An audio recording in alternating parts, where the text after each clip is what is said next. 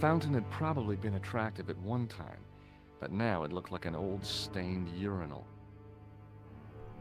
The fountain had probably been attractive at one time, but now it looked like an old stained urinal.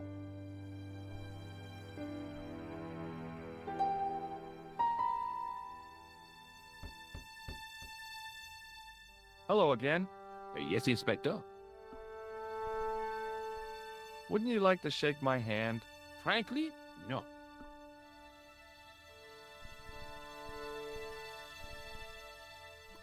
I have to be going. Good luck, Inspector. I hope you catch that killer soon.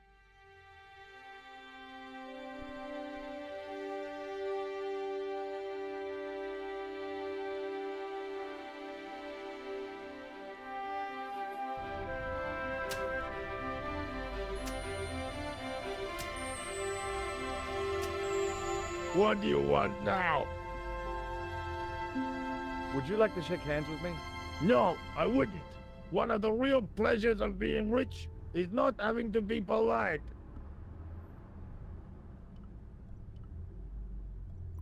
I gotta go. Don't let me keep you.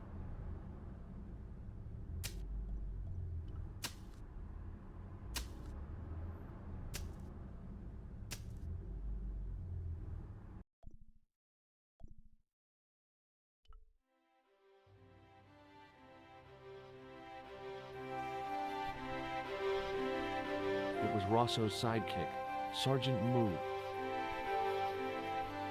It was a public telephone.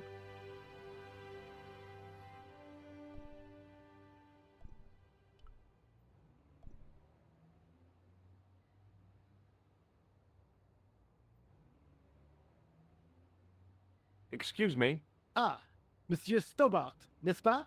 That's correct. You remember me. The retention of such data is part of my duty as a gendarme. That is how crime is fought, through attention to detail, not intuition. Yes, sure. Would you like to shake my hand, Sergeant? Not while I'm on duty, monsieur. The gesture could be misconstrued. I'd like to report an assault. Yes, monsieur? Where is the victim? I'm the victim. I've been harassed by a pair of thugs. I see. And where did this alleged assault take place? Outside the Hotel Ubu. They stopped me as I was leaving and went through my pockets. Could you describe the suspects, monsieur? One looked like a gorilla, and the other looked like a weasel. Their names are Flap and Guido. Bon. I'll get them this time. What are you going to do about Flap and Guido, Sergeant? I'm going to bust them, monsieur. For years I have been hoping to pin something on that pair. Now's my chance. I'll show them. I'm the inspector. Thanks, Sergeant. Thanks for taking me seriously. I'm only doing my duty, monsieur. Do you know a man named Khan? He's a shifty-looking guy with a scar on his left cheek. No, monsieur. Has this man any connection with the bombing of the cafe? Yes. I believe Khan was the name he used when he hired the clown costume. Is Rosso here? Yes, he is. You wish to speak to him? Yes, I do. One moment, monsieur.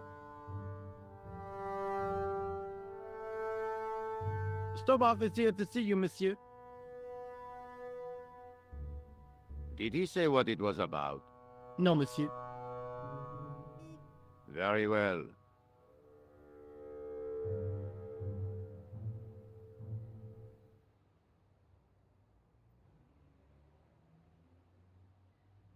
Hi, Inspector. Remember me? But of course, Mr. Stobart, my mind is a well-ordered faculty. A mental classification system that's the envy of the Bibliothèque Nationale. No tricks mark you, monsieur. Just exercise. Just as our muscles waste through inactivity, so our minds decay. But there is no need. If only people would learn to exercise their wits daily. If he was trying to impress me, it worked. He was pompous and patronizing, but he had style. Eh bien, if you called about the bombing, you're too late. Investigations have been closed. But I've been taken off the case. What about the murderer, the dead guy? It is out of my hands. Would you care to shake my hand, Inspector? Please don't be offended if I decline your offer, Stobbard. The palms of my hands are particularly sensitive. Does this matchbook mean anything to you? No, monsieur. I suggest you ask Sergeant Moo about that. God only knows why, but he collects matchbooks. He claims it is a hobby.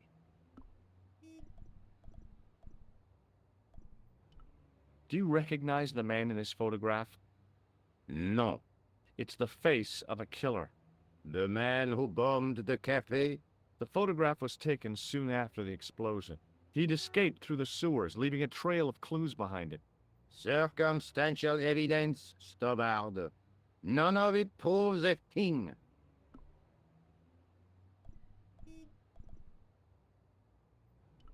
Don't you want to know what I found out about the killer? I told you, monsieur, the case is closed. I have washed my hands of the whole affair. Then I'll have to continue my investigations without your help. No, you must forget the business of the Crown completely. Go back to being an ordinary tourist, Stobbard. Do you know a pair of thugs called Flap and Guido? I have known those two since they graduated from special school. Flap is a nasty piece of work, but Guido is the real brains of the partnership. Where did you hear of them? I met them out front of the Hotel Ubu. Did you find out the ID of the guy who was killed in the explosion? I already knew who he was. I heard that the bomb victim's name was Plantow. Your sources are reliable. He was a big shot at the Treasury, wasn't he? Maybe that's why you've been taken off the case. I'm sorry, monsieur. I cannot comment. What was that psycho-detective business you did in the cafe? It is my theory that the passions evoked in violent crimes create ripples in the ether, invisible to all but the possessor of a highly developed and receptive mind. I'm impressed. Can you bend spoons, too?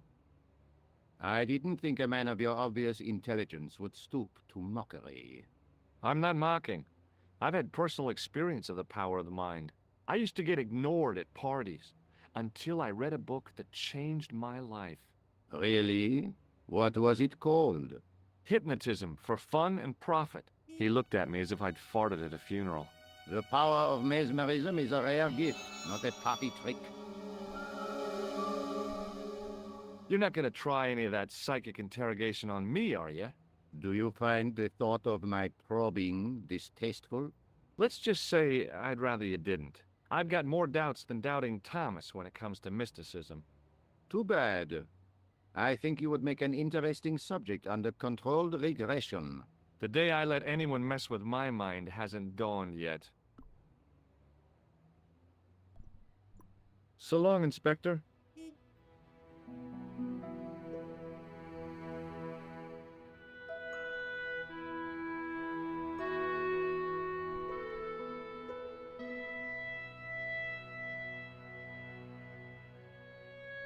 Excuse me, What do you want now?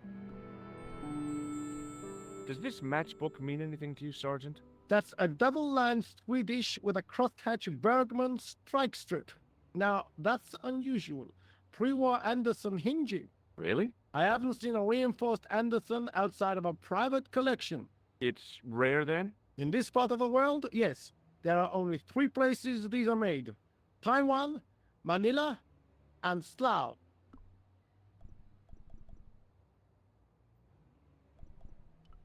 Does this matchbook mean it? That's a double... Now, Really? I haven't seen a reinforced... It's... In this part, there are only 3...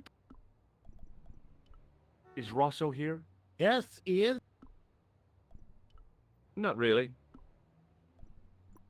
See you later, Sergeant.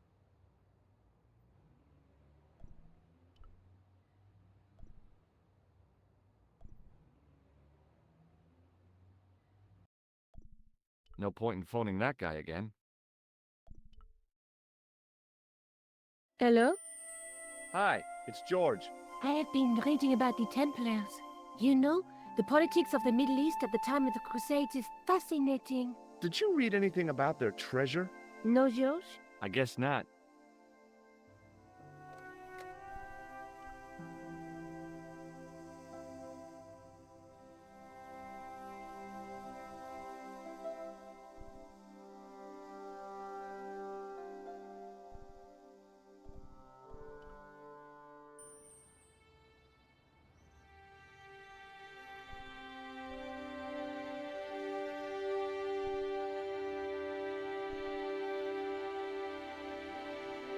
Through the grimy glass, I could see several large shapes in a gloomy room. What they were, I couldn't imagine. I considered smashing my fist through the pane, wrenching open the window, and vaulting triumphantly into the building. Then I thought, no, that's dumb. Besides, I might get hurt.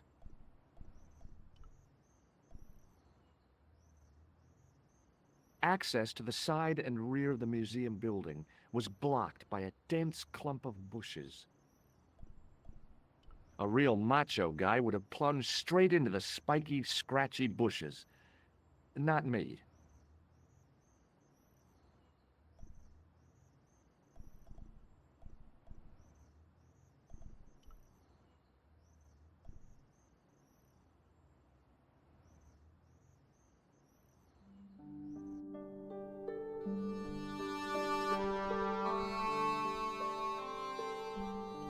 The attendant had an air of self-importance and the kind of steely eyes that never seemed to blink.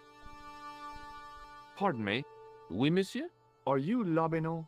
Oh, no. Fancy you mistaking me for him. No. I am the deputy custodian. But Lobineau does work here. Work? I wouldn't go so far as to call it that. He studies here most days, but as you can see for yourself, not today. Would you like to shake my hand? Not while I'm on duty, monsieur. Have you ever heard of the Club Alamut? Oh, no. I don't frequent places like that.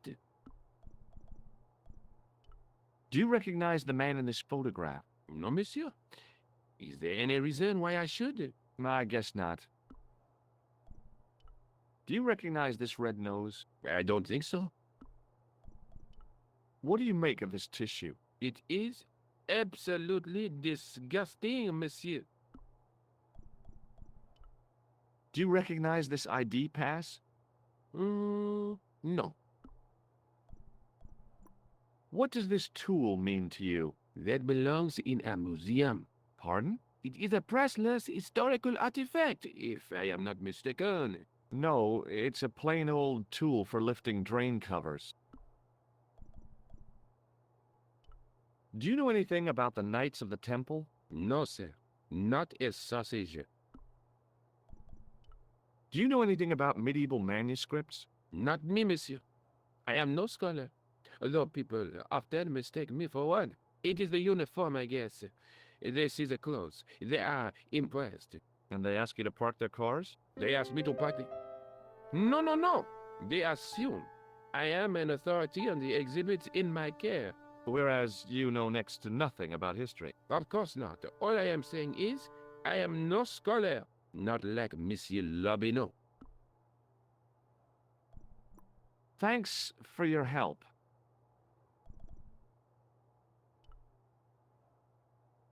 I tried to sneak my hand inside while the guard wasn't looking, but the case was locked.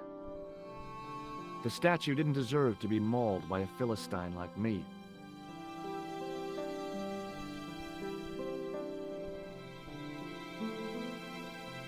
Attention!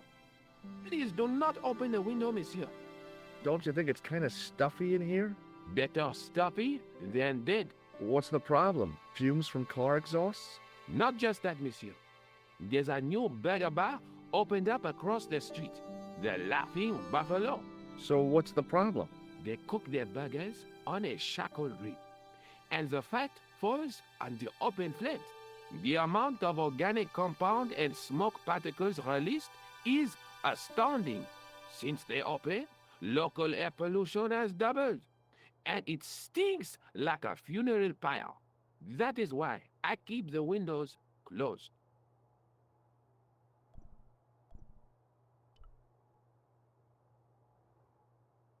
I tried to sneak my hand inside while the guard wasn't looking, but the case was locked. I tried to raise the glass. I tried to... There was nothing in the urn. Touching an object as rare and beautiful as that would have been the act of a barbarian.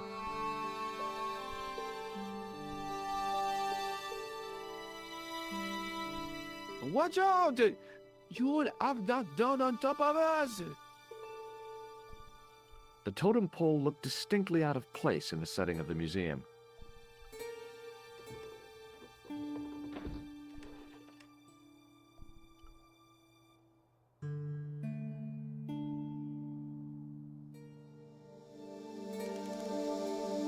Leave it alone. That closet is over 3,000 years old. Closet? It's a sarcophagus. I was no desecrator of tombs.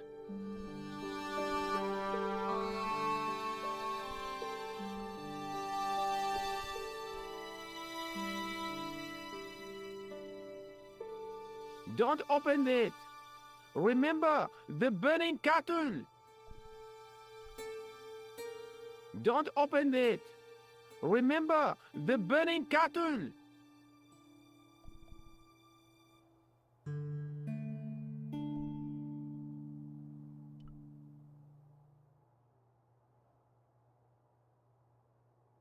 In the case was a spindly tripod, blackened with age and pitted with rust.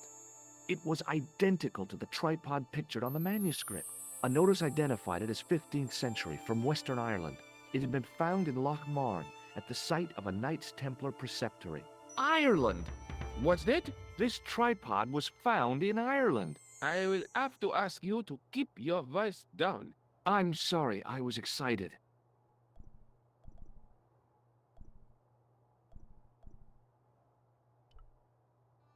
Hey, no! No, monsieur. No. What's wrong? You must not handle the exhibits. I'm sorry.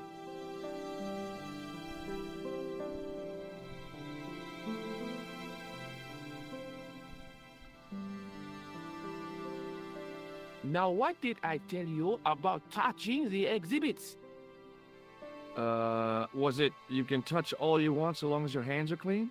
Not quite, monsieur. It was do not touch, not ever! Oh yeah, that was it.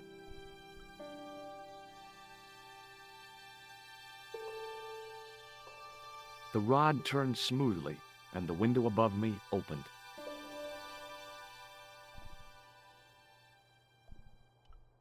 High above me was a window. The window was wide open.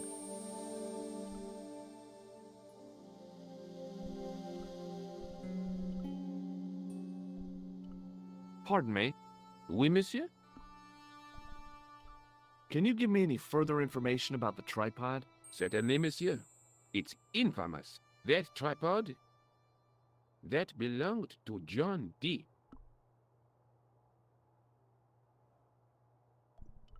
What's the importance of John Dee's tripod? Dee was the most famous escapologist of the 16th century. The Houdini of his time. Don't you mean alchemist?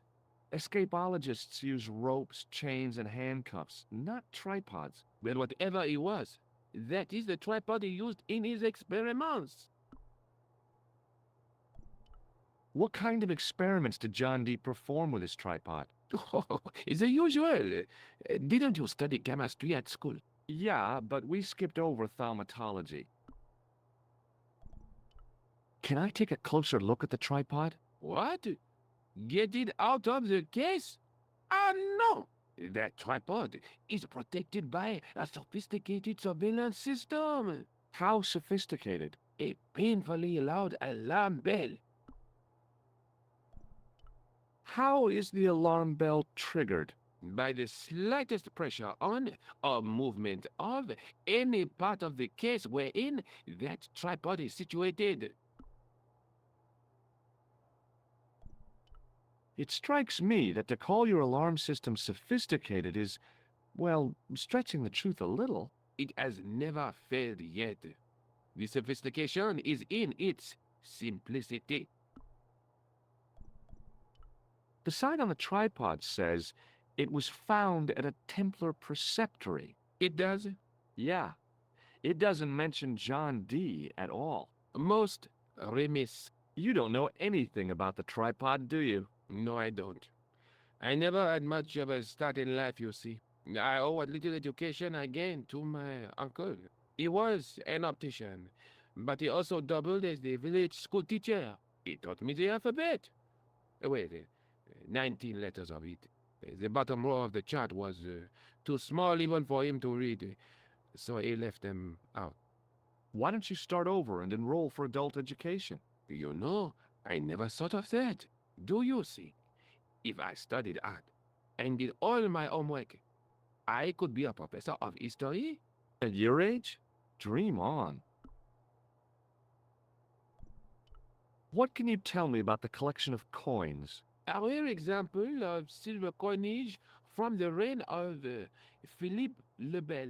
That little old lay buried for centuries in a field on the outskirts of Paris. They're unique.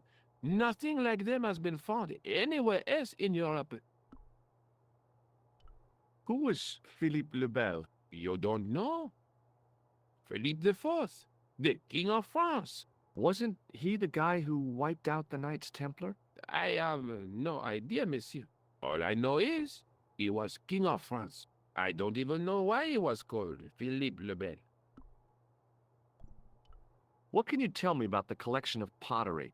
Those are remains of pots used by the original inhabitants of Paris. The Paris pot people. When did they move out? 15,000 years ago, monsieur. Vanished in the mists of time.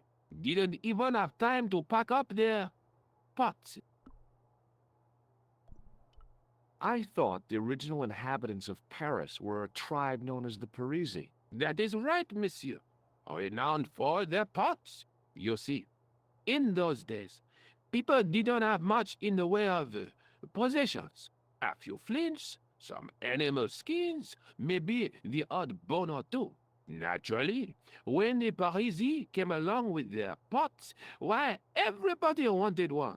I guess they must have caused a kind of consumer frenzy. Yeah, oui, they connect the market, cleaned up. You don't know the first thing about those pots, do you? No, monsieur. Would you like to shake my hand? Not while I'm on duty, monsieur. Thanks for your help.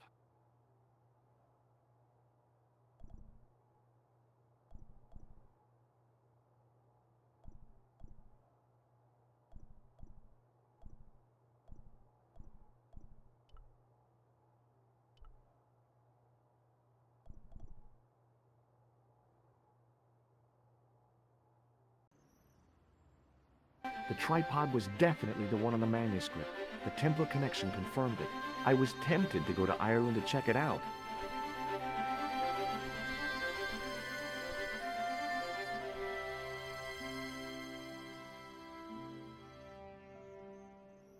A real macho guy would have plunged straight into the spiky, scratchy bushes. Not me.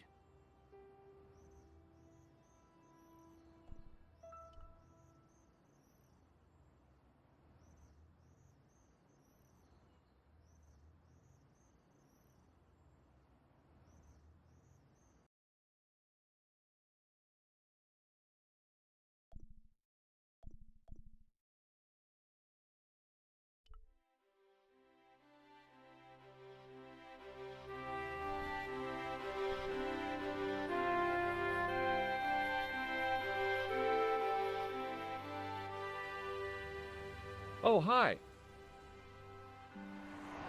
Hello, my handsome friend. Would you like to shake my hand? No, I wouldn't. I can see the future, remember? See you later. That's right, monsieur. You will.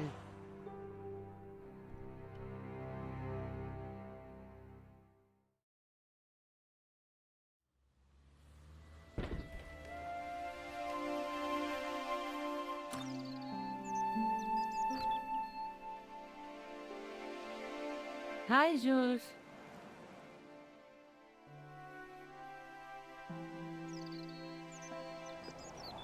I found the tripod. Where? In the museum. It belonged to the Templars. It was dug up in Ireland at a place called Lochmarne. I have heard of Lochmarne. I read an article about the castle. Take a look for yourself.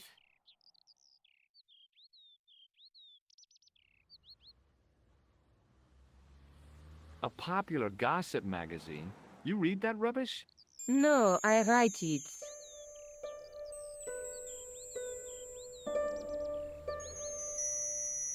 Professor Nigel Pegram, excavating the medieval castle at Lochmarne. That's strange. What? He resigned his chair at Durham University in order to devote his time to the excavation. Not only that, but he canceled the filming of a fourth series of his popular television program.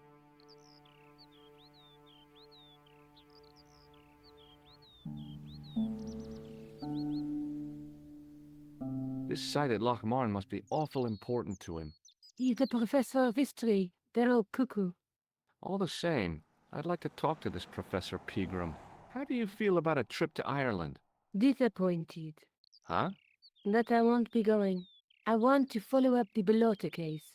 If you really think Pegram's gem is important, why don't you visit Lochmarne? On my own?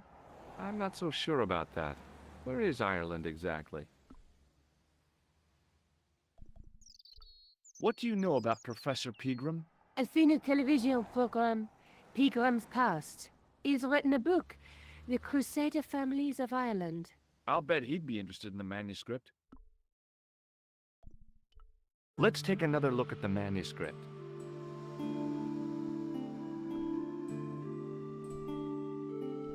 That's the tripod in the Crune Museum.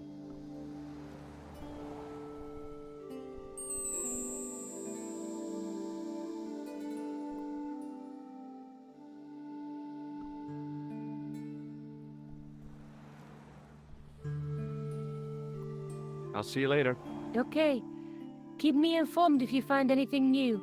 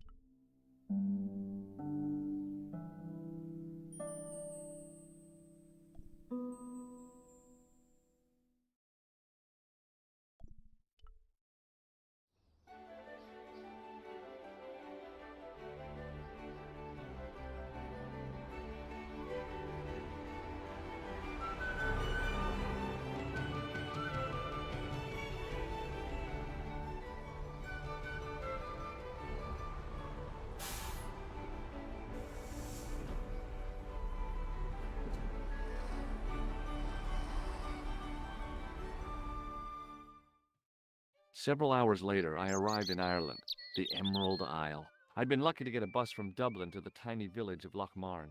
On the way out, the driver told me there was only one service a day. It was a trap door in the sidewalk. The menu was limited. It read, "No food today." I didn't care. I'd lost my appetite somewhere over the Irish Sea.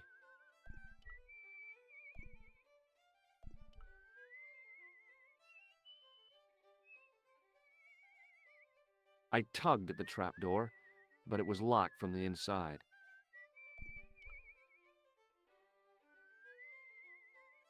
I tugged at the plastic cover, but it didn't move. The lad was doing his best to express his adolescent aggression. His effort was somewhat diminished by the fringe of milk on his lightly feathered upper lip.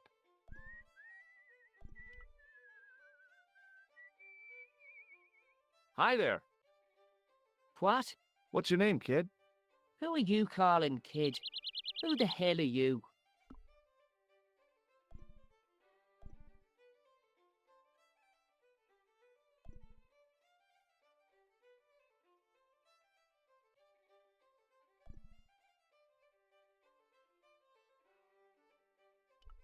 Rosso's the name. Murder's my game. Are you a detective? Let's just say I'm here to find the truth. Cool. Just like on the telly. Cut the crap and tell me your name. Liam McGuire. What are you doing hanging around the bar, McGuire? I'm on the run. From me dad. Why? Did you do something bad? I ain't done nothing, boss. You can tell me, kid. Is it your dad? Oh, sir. He drinks every last penny down his evil throat. And there's me poor old mother, bedridden and dying of presumption. I tried to buy her medicine. Chopped firewood for Father Mahoney till me fingers bled. The old skinflint cheated me too. But I took the pennies he gave me back home. Look, Ma, says I, see what your darling son has earned with his own sweat and blood, when suddenly me dad appears and grabs the loot. I'm off to Dublin heavy drinking, says he. Watch out till I get back. That's why I runned away. Something in the grin on his face told me he wasn't being strictly truthful. Compared to him, Huckleberry Finn was a candidate for Altar Boy of the Year. Give me your hand. Get lost. Oh, come on, I just want to show you a little trick. No way, mister. I don't do tricks. Father Mahoney told me I'd burn in hell if I did. I just want to shake your hand, that's all. Oh, all right. Gotcha. Neat, huh? Didn't feel a thing. Do you know a man called Pegram? Can you describe him like on the telly in the cop shows? He's an English archaeologist. I know the man you mean if he's the one. Can you tell me where I'd find Pegram? No, I can't, 'cause he's not here now, but if I sees him, I'll ask him. Do you know what Pegram was doing in the castle? Digging for buried treasure. Jewels and gold and skeletons, like in the films. Do you know anything about Pegram's dig? He wouldn't let me anywhere near it. I offered to help, but he chased me off. I didn't want to see his smelly old hole anyhow. Did anyone from the village work at the dig? Pegram bought some students and bums with him. He reckoned no one in Lochmarne would know what to look for. The only local guy who worked for him was Sean Fitzgerald. What does this Fitzgerald guy look like? Big head, big ears, and face irons. What? You know, spectators, glasses. He's blind as a bat without him. What can you tell me about the castle, McGuire? What do you want to know? Well, can I get inside? No, it's locked up. Does anyone live there? No, only, What? oh, nothing.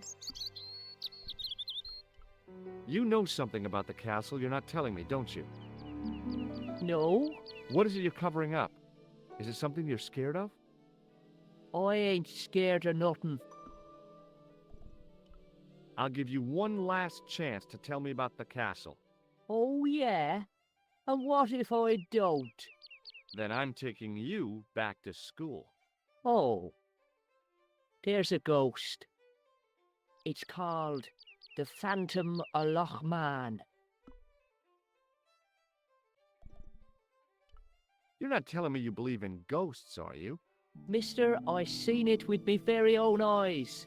Last Tuesday night, I went up to see what that dig was about. I just reached the top of the wall when I hears this awful noise. What sort of noise? A horrible snuffling and snorting, like O'Brien's pig, only worst. It was coming from inside the castle. Did you find out what was making the noise in the castle? No fear. I just sat there on the wall like Humpty Dumpty. The moon was cracked and greasy like an old dinner plate. The yard was full of shadows. I could have been hiding anything. I would have gone home, but my legs had lost their stuffing. Did you get to see the ghost? Indeed I did. And a fearsome sight it is too. I sat on my arse, waited while the moon went down. Then out it comes from the shadows, all grey and tattered and hunched over like an old bent willow. Then I hears this spluttering and splashing and horrible laughter in the dark. I was so scared. Why, I fell off the bloody wall. I'm sure there's a rational explanation for what you saw at the castle. There is. The bloody place is haunted. Have you seen a guy dressed as a clown? Here in Lochmarne, they all dress like clowns. The man I'm looking for is a dangerous psychotic. Jesus. It's just like that film I saw. There's this clown, see, and he's after this kid who saw him kill a guy. He tries to warn the sheriff, only no one believes him. Then, while he's in the tub, the clown cuts him up with a chainsaw. My God, that doesn't sound suitable for a kid like you. Who are you calling a kid? I'm 25. Yeah, right. You're not a day over 14. Oh no, it's 25 that I am. Married with a car and 3 kids. 10 kids if you count the wives.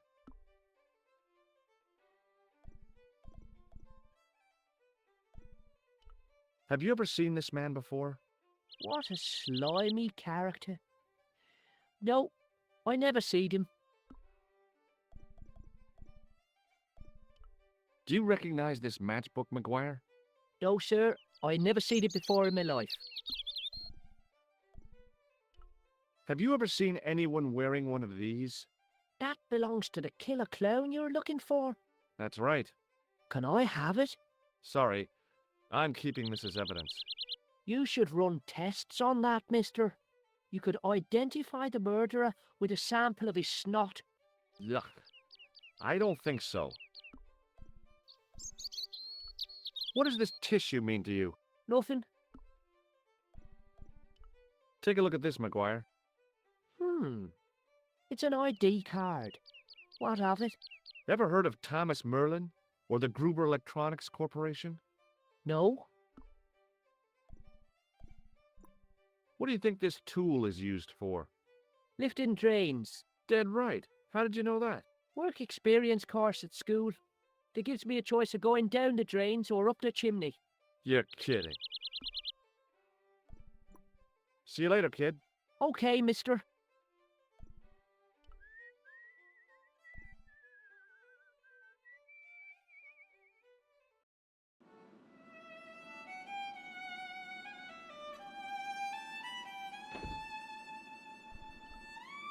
I recognized the guy from McGuire's description.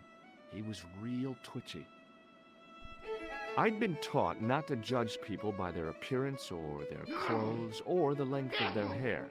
Nobody ever said anything about runny noses. The guy with the fiddle seemed oblivious to everything except his playing. Meanwhile, everyone else in the bar seemed oblivious to him. The guy sat in the corner as if he was a permanent fixture. There was a vacant look on his cow-like face that said quite clearly, "Nobody home." His elbow rested on an obviously soggy piece of towel. The white whiskers on the bartender's flushed face were like garlands on a Christmas tree. The resemblance ended there. The top of his head was too slick and shiny to act as a perch for a Christmas angel.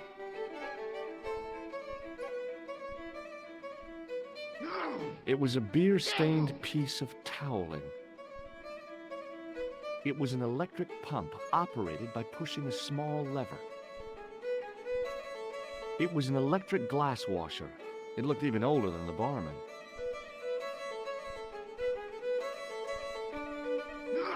It was an electrical plug attached to the glass washer.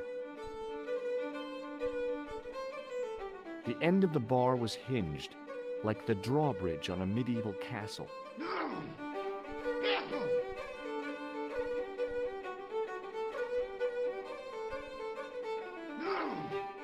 Top of the morning to you. I beg your pardon. Well, that's what you Irish say, isn't it? Do you want something? Or are you just flaunting your xenophobia?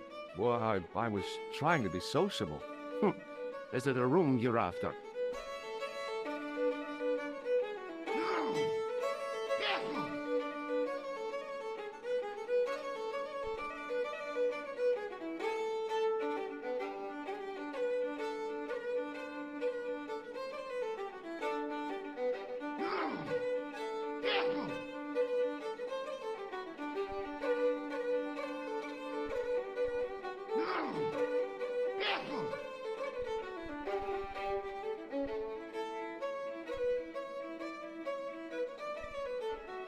It's not a bad idea. Do you have a vacancy? I could, if you don't mind waiting until the last guest checks out. No problem. When will that be? When the undertaker comes to collect him.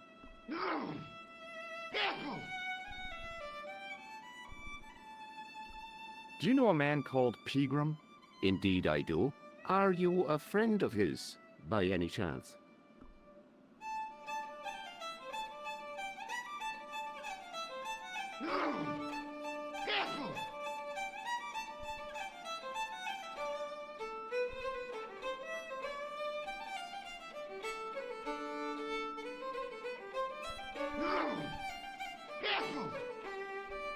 Oh no, I'm just trying to track him down.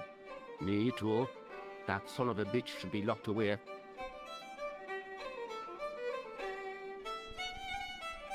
Did Pegram stay here? That's right. In the best room in the house. That's the one with the bed. Can I see Pegram's room? It's been taken by one of the brothers from the reformatory. They come every year for spiritual refreshment. That's a good one. Their idea of refreshment is a good full of stout. I wouldn't want to disturb a man of God. Especially not a big fella from the bad boys' home. I don't blame you, Mick. That brother's got muscles like a muscle man. Have you served any, clowns recently? No, you're the first today. Seriously, I'm looking for a man dressed in a clown costume. Would he be having a little white dog with a black patch over the eye? I shouldn't think so. What can you tell me about the castle? You're the second person to ask me that today. I don't know anything about the castle. It's only an old ruin anyway. Who else was asking about the castle? He said he was a reporter. He was asking about the little people. I could have told him a tale or two about the little people. He might have paid me to hear what he wanted me to say. Anyway, I chucked him out on his arse. Good for you, Mick. That's the way to deal with journalists. I'll try a glass of beer, please. Is this your first pint of real ale? Well, I guess so. What's real ale, anyhow? Beer that's brewed from natural ingredients to traditional methods. It shouldn't be kept under pressure or refrigerated. And finally, it should have a good body and distinctive character. In other words, it's flat and worn with bits in, and it makes you fall over.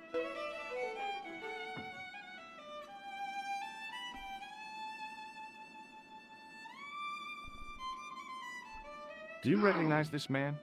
No, I don't. What do you want with him? I've got a score to settle. I don't want any trouble in the bar, mister. If it's a fight you're looking for, see Father Mahoney. A priest? A man of the cloth? Sure. And he teaches the boys how to box at the youth club. According to Mahoney, it develops character. Isn't that right, Pat? Didn't he teach you the art of pugilism? Dial. Sorry, Michael. I was miles away. What did you say? Never mind.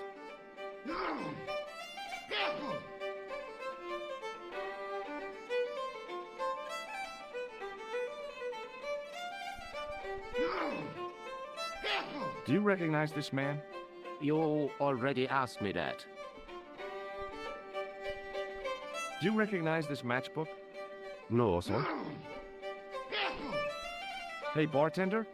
Landlord, if you don't mind. Sorry. Shake my hand, why don't you? Now, why should I do that? What have you got up your sleeve? Nothing. Come on, just shake my hand. Not just now, mister. I have to be careful on account of the health restrictions. Oh, jeez.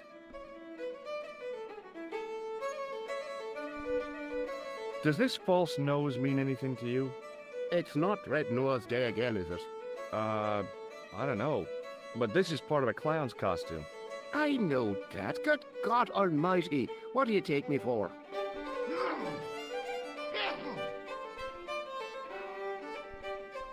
Does this tissue mean anything to you? That's disgusting. Uh-huh. I found it in the sewers. Well, what's the idea of waving it around in my face? You're worse than old Ron. Put it away, man. Here's something which might interest you. Huh? Well, what is it? My passport to the sewers of Paris. Is that so? Did you see the snooker last night, Mr. O'Brien? We haven't got a television, Michael. I know that. Why is it, if you don't mind me asking? If God had made us to watch television, we'd all be like Dive. I take it no one wants to hear about my underground escapades. I'd rather drink me own beer.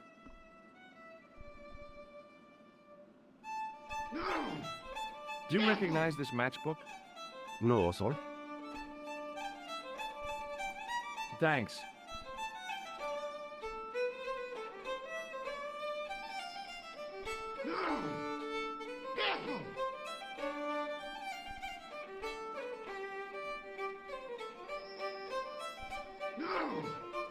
Somehow, I'd managed to drink the thick, sweet brew. I felt strangely compelled to order another, even though my every instinct warned me against it.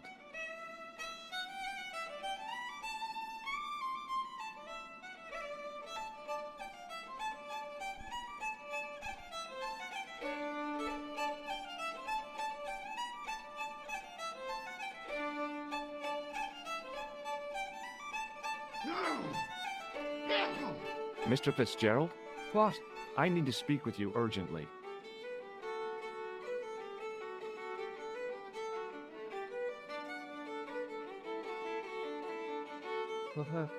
What's the problem?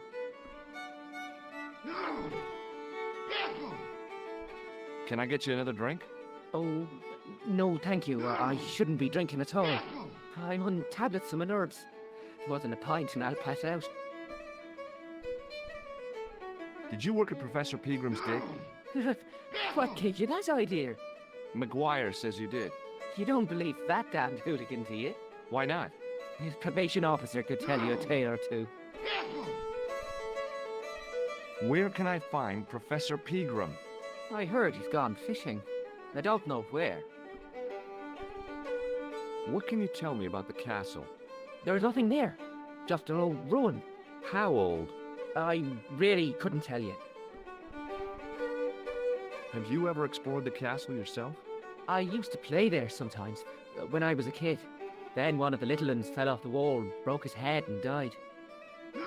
We didn't go there anymore. You haven't been up there recently? No. Have you heard about the gem which Peagram found? I heard a rumor, but you can't believe everything you hear or see, can you? Do you recognize the man in this photograph? No. At least I don't think so. Look closely. He has a scar on his face. No, I'm sure I don't know him. Does this matchbook mean anything to you? No. Check out this pass. Yeah. It's yours, is it? Not exactly. Do you recognize the name? Thomas Merlin? No. Never heard of him. Shake my hand. It's a trick, isn't it? Damn it, you're right. I can't seem to fool anyone. What does this tissue suggest to you? Nothing. What does this red nose suggest to you? Blood. Why's that? I used to bleed a lot when I was a kid. Every time there was a playground scrap, I'd end up with a bloody nose. I wouldn't have minded, but I wasn't even involved in the scraps. Check out this pass. Yeah. It's yours, is it? Not exactly. Do you recognize the name? Thomas Merlin? No. Never heard of him.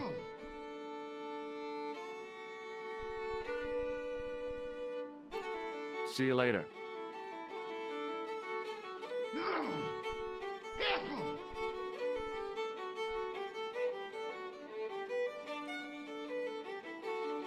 Hi there, old-timer. What? Nasty cold you've got there. As soon as the words left my lips, I regretted them. Is there such a thing as a cold which isn't nasty? I put the question to Father Mahoney. Father, says I, why were we born to suffer snot? What did he say? He said, it's my reward for being out all night like a sinner. Pious prig. Anyway, this is no ordinary cold. 'Tis the hay fever. Pollinosis? Thank you. You're not a policeman, are you? Excuse me? Police? No. I'd know it if you were. Do you know Pegram the archaeologist? That's the scrawny fellow who was poking around at the castle, isn't it? No, I don't know him.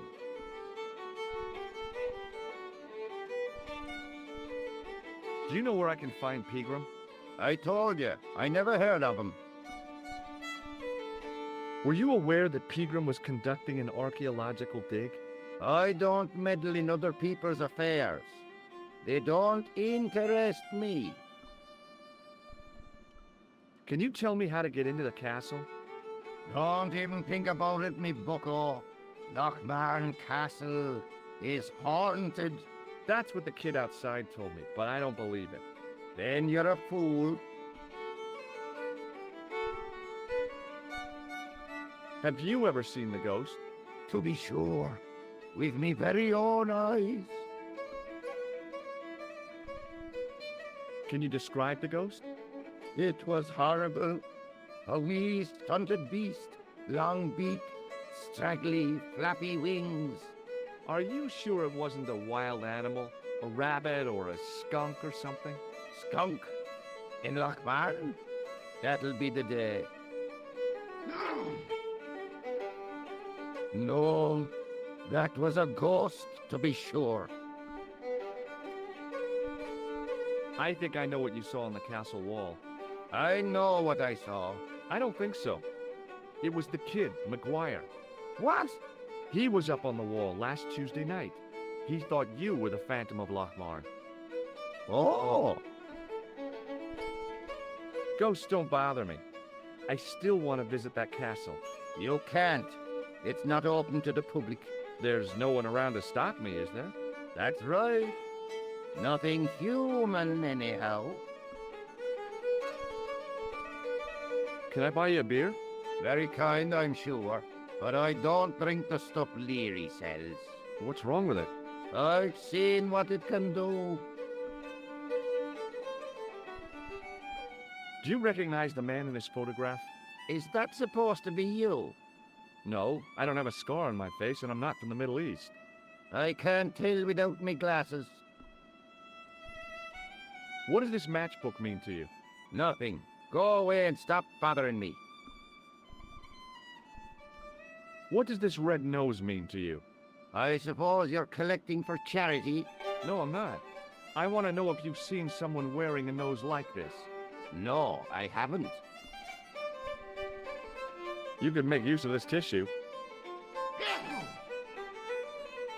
Never use them. Those things are unhygienic.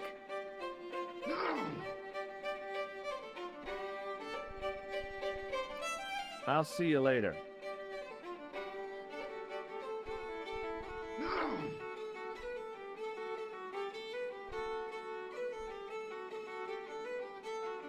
The man's arm lay across the towel, preventing me from moving it. The man's arm lay across the towel, preventing me from moving it.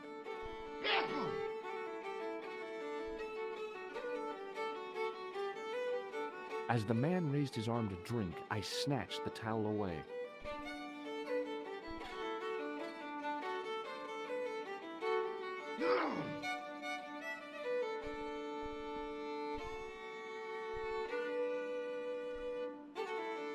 It was a rectangle of toweling printed with the words, Nagopolian Stout builds body.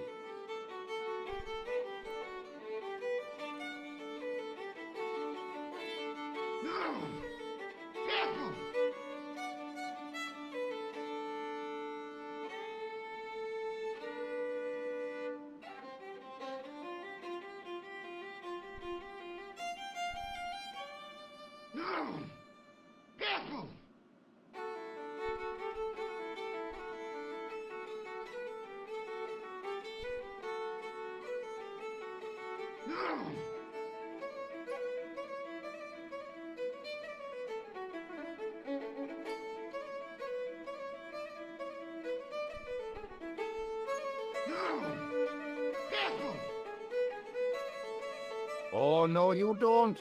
Okay, I'm sorry.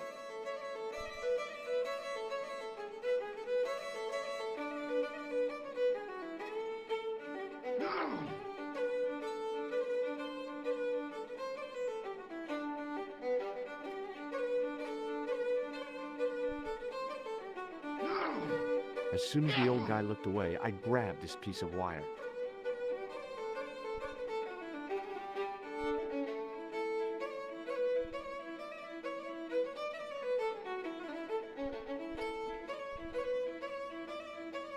It was a short piece of wire, twisted into a rough circle.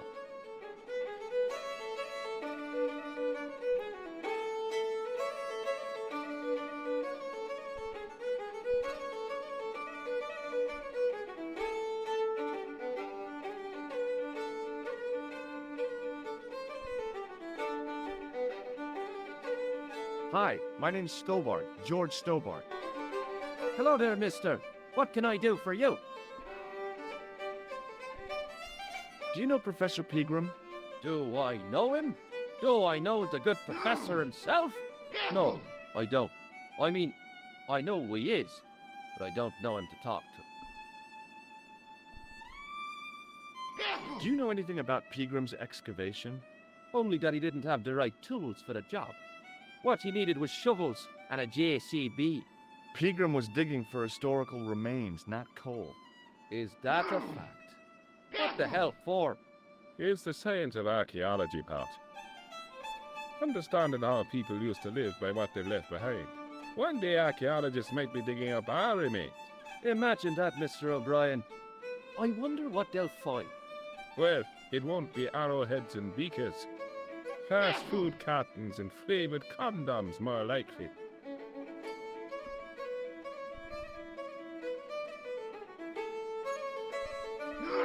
Is it true that Pegram found a valuable gem? What? First I heard of it. Where have you been, Pat? For that gem is the talk of every town from Lochmarne to Ballydoon. Nobody told me. The lucky sod. So that's why he scampered.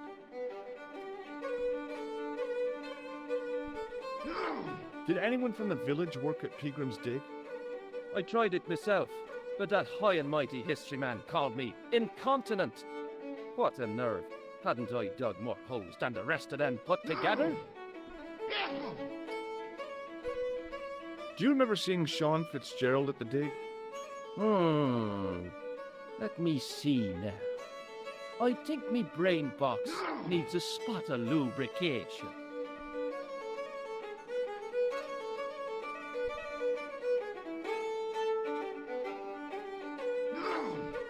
Can you tell me anything about the castle on the hill? Oh, I don't know much about anything. You should ask Mr. O'Brien here. He just joined up writing. Would you be one of them history fellas yourself?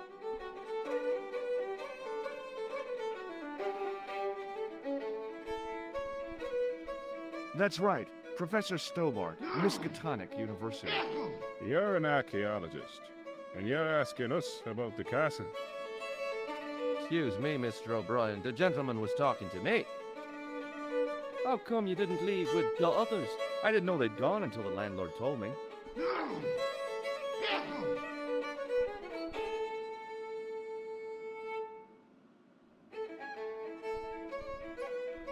Do you recognize this matchbook? No. May I shake your hand? No, you can't. Well, how come?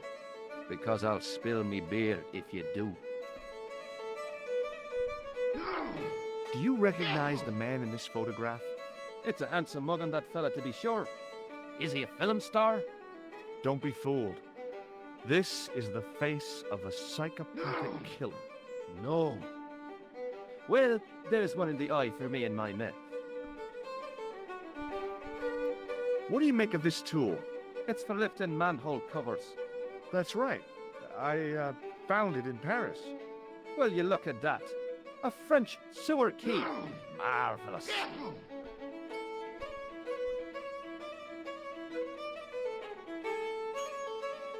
What does this false nose mean to you? No, you're a clown. No, not me. Haha, you're a good one, aren't you? Did you hear that, Michael? I hate clowns. Listen to this fella. I hate clowns, says he. Isn't he just the funniest man you ever did see, Michael? He's not a clown, Doyle. He's not even remotely funny. Thanks.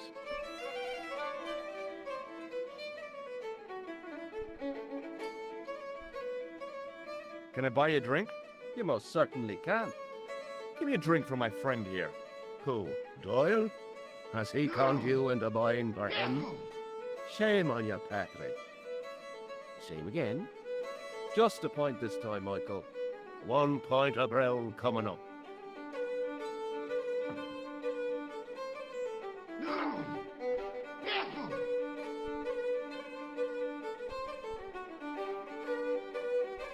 Do you remember Sean Fitzgerald now? I can picture the scene as if it was only last week. Come to think of it, it was only last week. Fitzgerald was there all right. Him and a bunch of students. He was speaking with the boss man.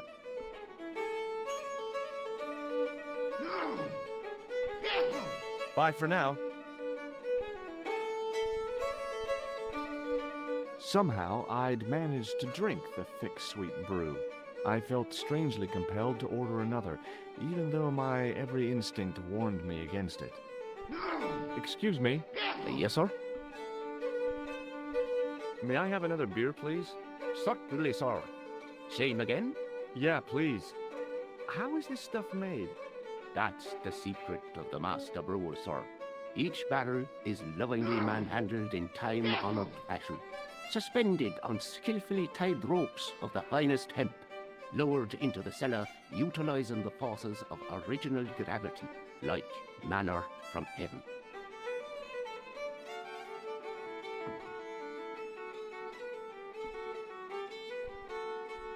Do you know Sean Fitzgerald very well? I know him enough not to sell him more than 2 pints. He's like a kid when he gets a few beers inside him. I'm not surprised. He's on medication. For his nerves. There's nothing wrong with his nerves. He's just screwy. Thanks.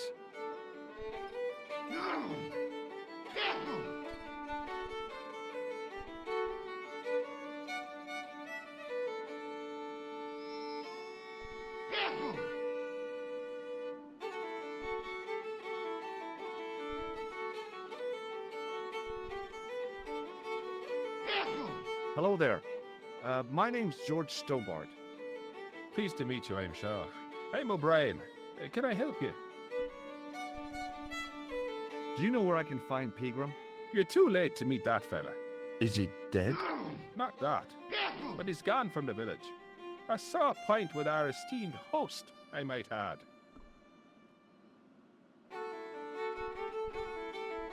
Do you know where Pegram has gone? I'm sorry, but I don't.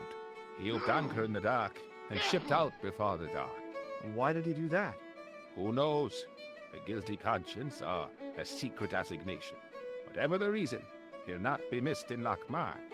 Maybe now the fuss about the gem has died down, we can get back to normal.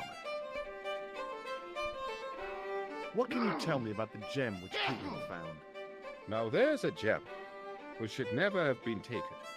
A man would have to be full of greed to covet that stone. What's your interest in the jewel? You're not a reporter, are you?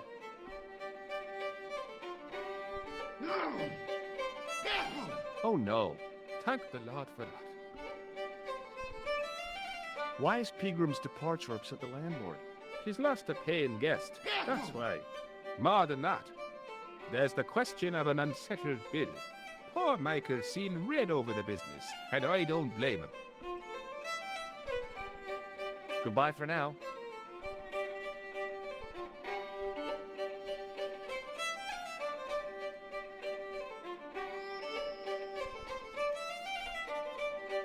Excuse me, Mr. O'Brien. Hello there. What now? What can you tell me about the castle, Mr. O'Brien? It's a fine sight now, isn't it? Dates back to the 10th century, you know. Most of the existing building was added much later, of course. Are the ruins open to the public? Oh no, it's much too dangerous. Anyway, there's nothing of interest remaining. Pegram thought otherwise, didn't he? Ah, but it's not difficult to get them history boys excited, is it? Give them a bone to play with, and they're happy as puppies. Can you tell me more about the landlord? Mick Leary? He's what you call a would-be sophisticate. The trouble is, his idea of sophistication extends as far as putting paper in the lavatory. I never worked out why he did that. It's much too dark in there to read. That's true. Have you ever run your hand over the back of the door? The graffiti is written in Braille. Was it Pegram who dug up the tripod at the castle? The same man, if he wasn't his twin brother. And can you guess what he did with the tripod? He sent it to a museum in Paris. I've seen it. Have you heard of the Phantom? More than that. I've seen it. And let me tell you, it's a dreadful spectacle. So it's not just a local legend. There really is a Phantom of Lochmarne. Oh no. I was talking about the Phantom of the Opera. I'd like to shake you by the hand, Mr. O'Brien. I'd rather not. You see, I happened to notice that vibrating buzzer in your palm. Do you recognize the man in this photograph? Nope, I've never seen him before. What do you make of this piece of wire? It looks ordinary enough to me. Does this towel mean anything to you? Sure, it's one of Leary's towels. Are you planning on stealing it? Just borrowing it, if you must know. Does this matchbook mean anything to you? The design is Middle Eastern, I'd say. What can you tell me about this ID pass? Gruber Electronics. I've never heard of it. Does this tool mean anything to you? I'd say it was for lifting manhole covers. How come you know that? I'm a man of the world, Mr. Stobart. Does this red nose suggest anything to you? It's a clown's nose, isn't it? I haven't been to a circus since I was 10 years old. O'Donnelly and I walked all the way to Ballymore, 15 miles in our bare feet. What do you make of this tissue? I guess that muck on it is grease paint. There's no fooling you, Mr. O'Brien. Do you recognize the man in this photograph? Nope, I've never seen him before. Goodbye for now.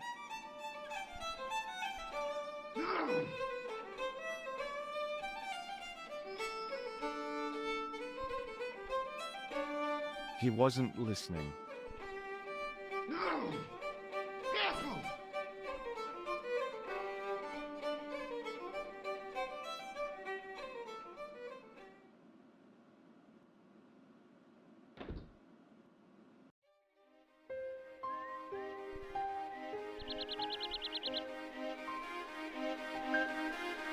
Hey, McGuire.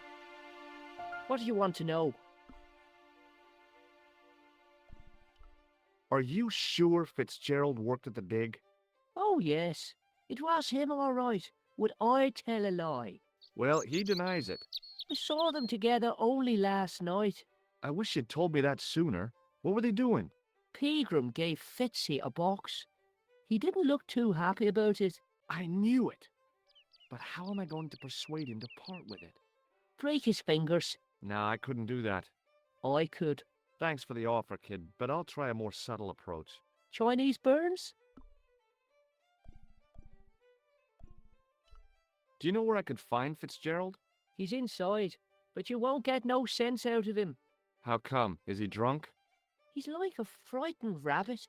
A real bag of nerves. Why, the fella's scared of his own shadow. What's Fitzgerald scared of? Everything and everyone. So I shouldn't have any trouble getting him to talk. He's a pushover, but don't scare him too much. Try the soft touch. Butter him up a bit. I heard that Pegram had found a legendary gem. That's right. It's been the talk of Lochmarne all week. You haven't seen the gem, have you? Hell no. I reckon Pegram made off with it. If I was him, I'd go to Amsterdam, chop it up and sell it. He could be living the life of Riley instead of digging holes.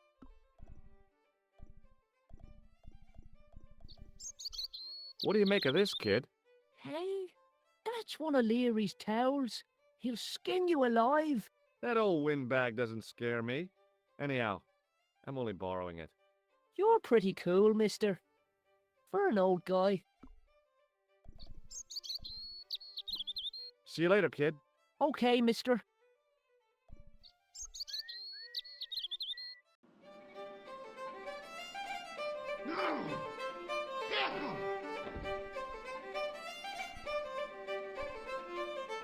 Excuse me.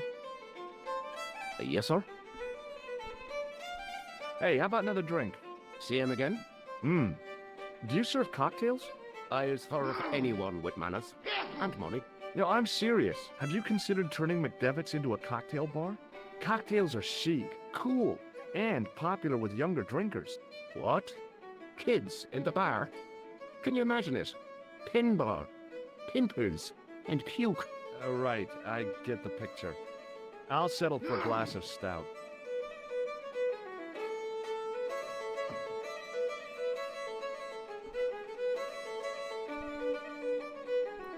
Thanks.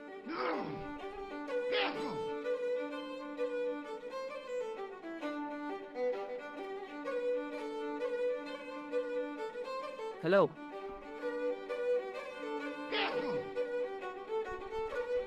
McGuire says he saw you working at the dig. What's more, he saw you talking with Pegram.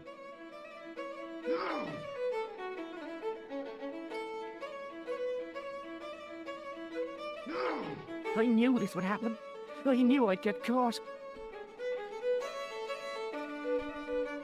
Doyle told me you definitely worked at the dig. He's seen you there. You might as well admit it. Just my luck. Grasped up by a delinquent and a dimwit. I need to talk to Professor Pegram, if he's still alive. What do you mean? Is he in danger? Yeah, you too, if I'm right. You're not in the Social Security. Hell no. What makes you think that? Well, I was claiming benefits at the same time I was working for Pegram. I'm not in a position to make judgments, Sean. That's between you and your conscience. All I want is to talk to Pegram about the gem. But he's not here. I know that. But he left that package with you, didn't he? So where did Pegram go? I don't know. I swear it. He came to see me early this morning. Said he was leaving.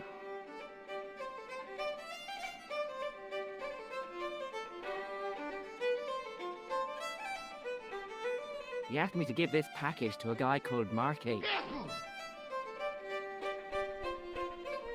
Show me what's in the package, Sean. I can't do that. Why not? I promised the professor. So what? You didn't have any qualms about your benefit scam. So where's the harm in taking a peek inside Pegram's package? You don't know these people. I can't. I don't dare. This is your last chance to show me the package, Fitzgerald. I've been patient with you, but now it's time to kick ass. But he'll kill me. Who will? The man from Paris, Jack Marquet. Pegram told me if I gave him the package unopened, I'd hear no more about it. But if I double-crossed Marquet, I'd be dead. What did Pegram find at the castle? The entrance to an underground chamber. It was filled with earth and rubble, and Pegram had us dig it out. We uncovered a secret room, a hidden chapel. Did Pegram find the gem in the altar room? I don't know. He made us leave and wouldn't tell us why. Half an hour later he came out, white as a sheet he was. He closed down the dig and locked up the castle, sent us all away. From the sound of it, Pegram had discovered more than just the gem.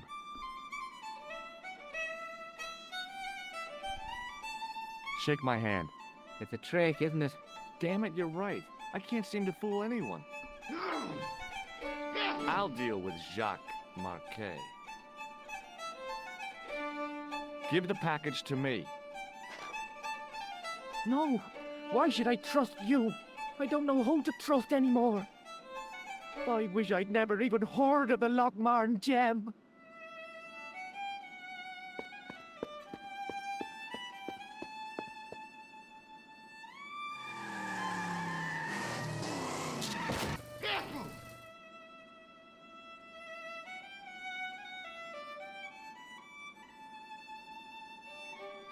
Hey, I just seen a big red.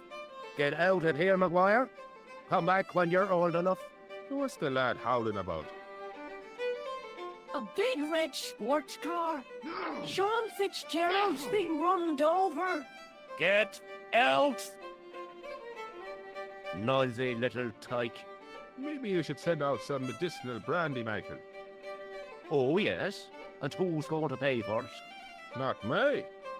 Me too, neither.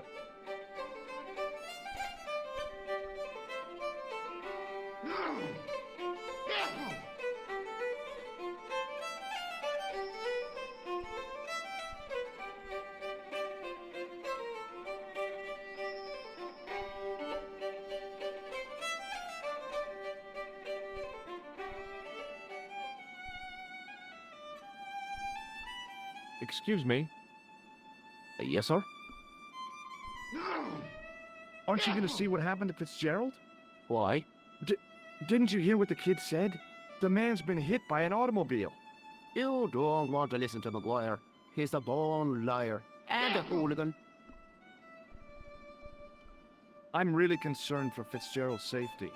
Why? He's probably gone home, unless he's in the ditch. Don't you care about him? He was real uptight when he left the bar. And whose fault was that? You were talking to him, not me. That's right, Michael. It's not wrong you are there, Mr. O'Brien. Now, just a minute, you guys. All I did was ask him about Pegram. That fella owes me 180 quid. That's an awful lot of money, Michael. With compound interest, too. It grows with each time of telling. Thanks.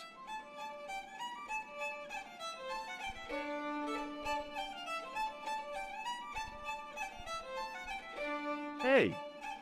Hello there again, mister. Oh, nothing really. Excuse me, Mr. O'Brien. Hello there. What now? Young Fitzgerald seems to have a problem. Yeah. I don't know what got into him. He's a strange lad. Gets wrapped up inside himself. Oh, nothing.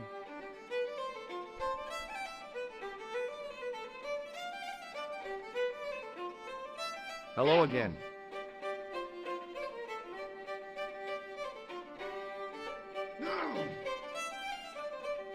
What?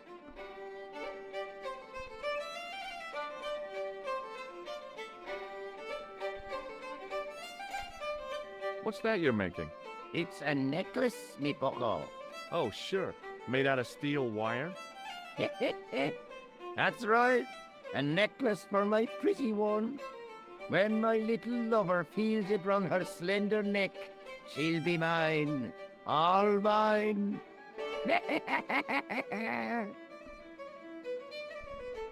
If I was a woman, I wouldn't think much of a wire necklace. It's not made for a woman.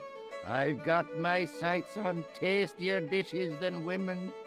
Flesh as smooth and tender as a maiden. Bones as soft and white as a newborn babe's. Rabbit, lad. That's what gets my juices flowing.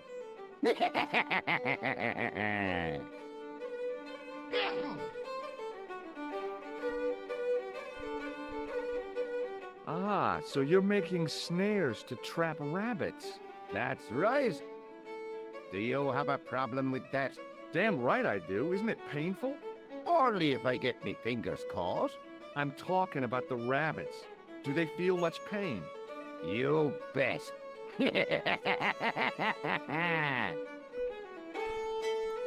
I'll see you later.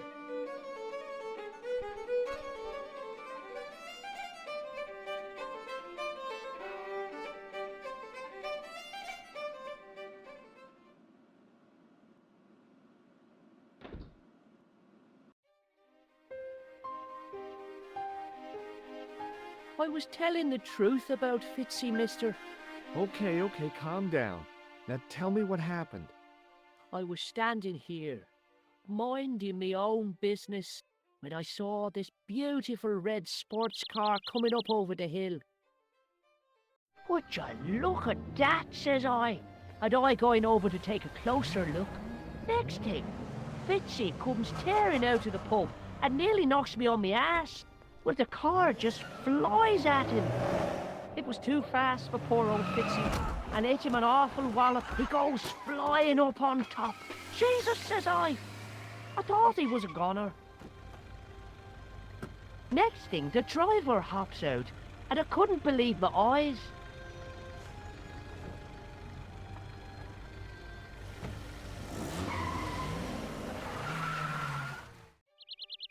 He was dressed like a bloody pixie.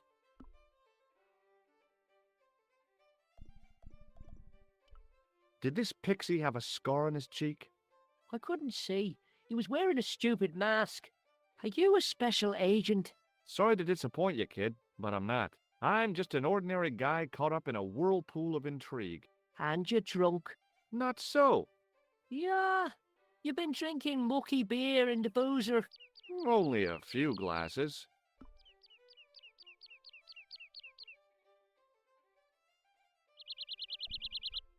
Shake my hand again. No way. Did Fitzgerald drop anything when he was hit? I didn't see. It all happened so fast. See you later, kid. Okay, mister.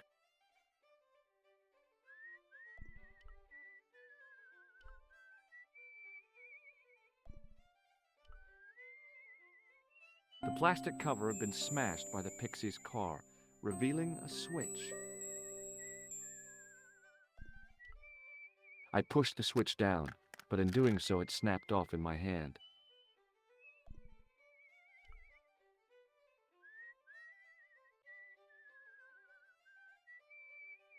I tugged at the trapdoor, but it was locked from the inside.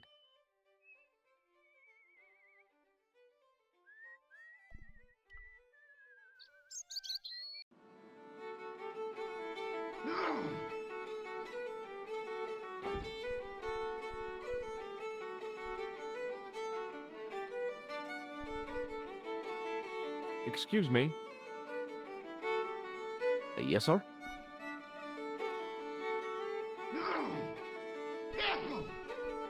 Give me another beer, dude. Give everyone another beer. Let's party, guys. I think you've had enough, don't you? Hey, listen. Is it supposed to taste the way it does? Gulperline stout is brewed from the finest chemicals in the world.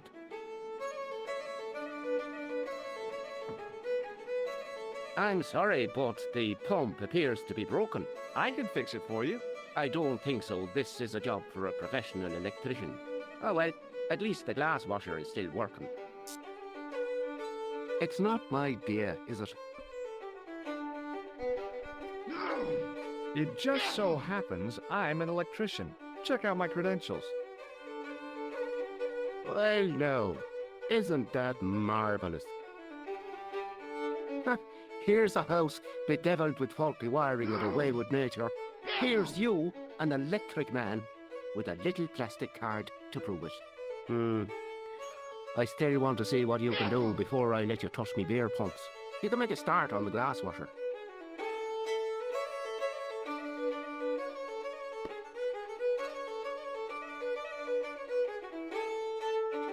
And when you finish that, will you take a look at the pumps?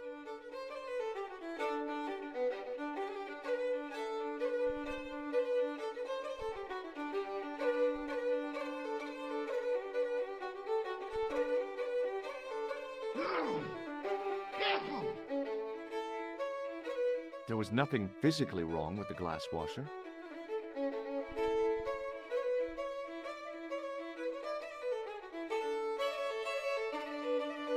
I used all my knowledge of electrical engineering to examine the plug.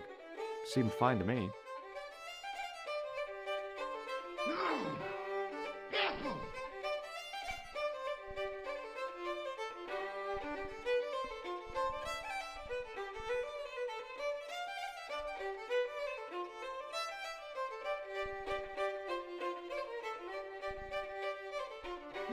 There was nothing physically wrong with the glass washer.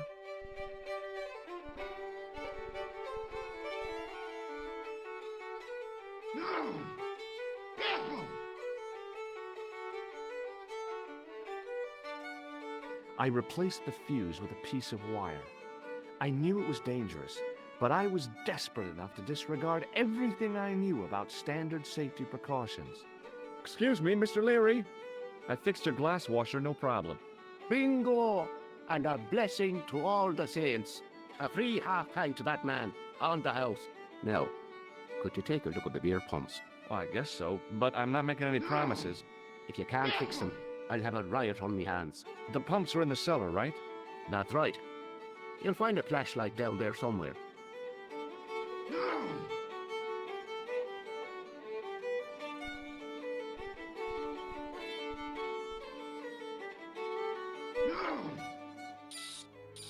What a dumb place to store a flashlight. A dark cellar. The only way I was going to find anything down there was to feel around. My hand closed on a long metal rod. I pushed the lever and heard the grating of metal, but nothing appeared to happen.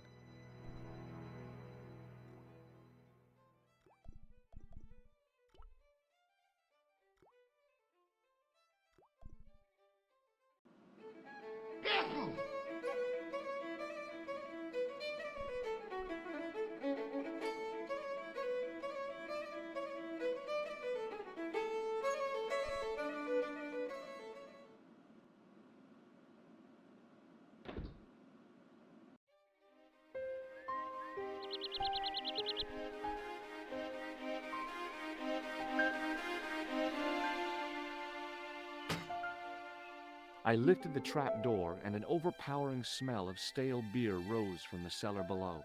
I looked down on a stone-tiled floor, way too far to jump.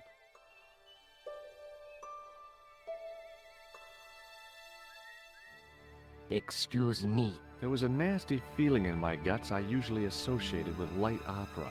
It was Khan. What's the problem? Did you see what happened here a few minutes ago? What was that? A man was involved in an unfortunate accident. I didn't see anything. What about the boy? Well, he doesn't know anything either. The kid, well, you know how it is in these rural communities. Not enough genes to go round. I prayed McGuire had the sense to keep his mouth shut. Was the guy hurt bad? He is being taken care of, but he thinks he dropped a small parcel. You didn't happen to find it, did you? If I had, I would have taken it to the police. Of course. Thank you.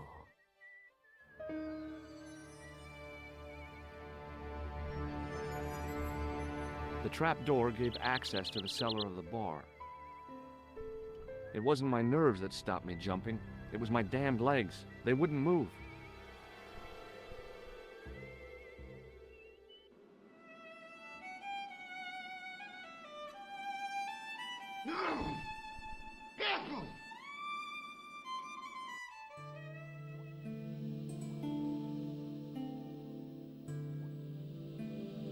Then I noticed a flash of light, something sparkling beneath the open trapdoor.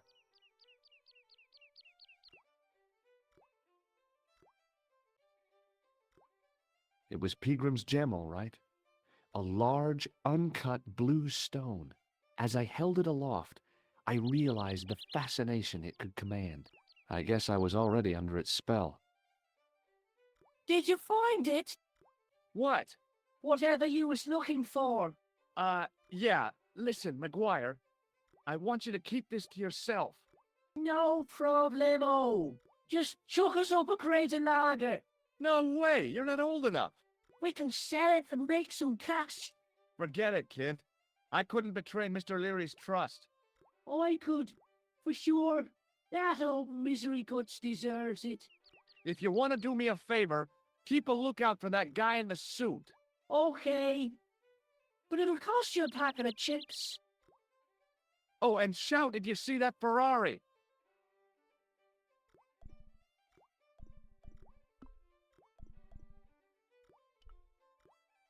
It was a large blue gemstone. It was the barman's flashlight.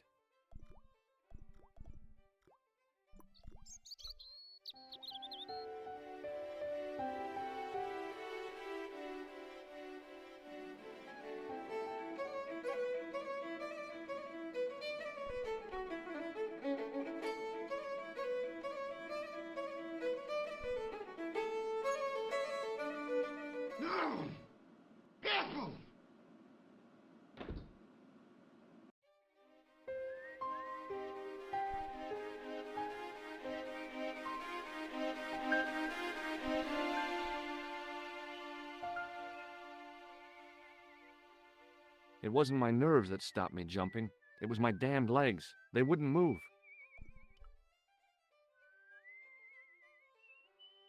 It was impossible to return the switch to its original position.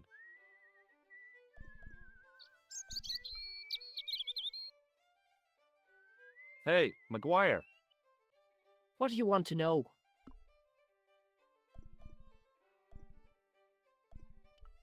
What do you think of my flashlight?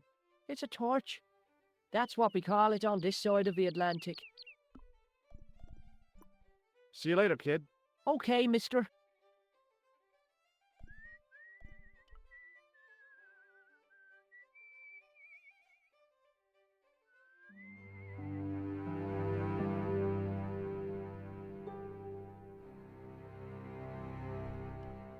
The farmer's craggy face was set in a mask of aesthetic appreciation.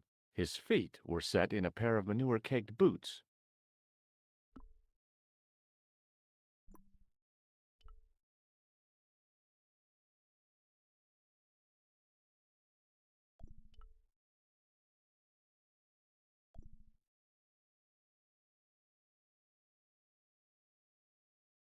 Pushing with all my strength got me nowhere.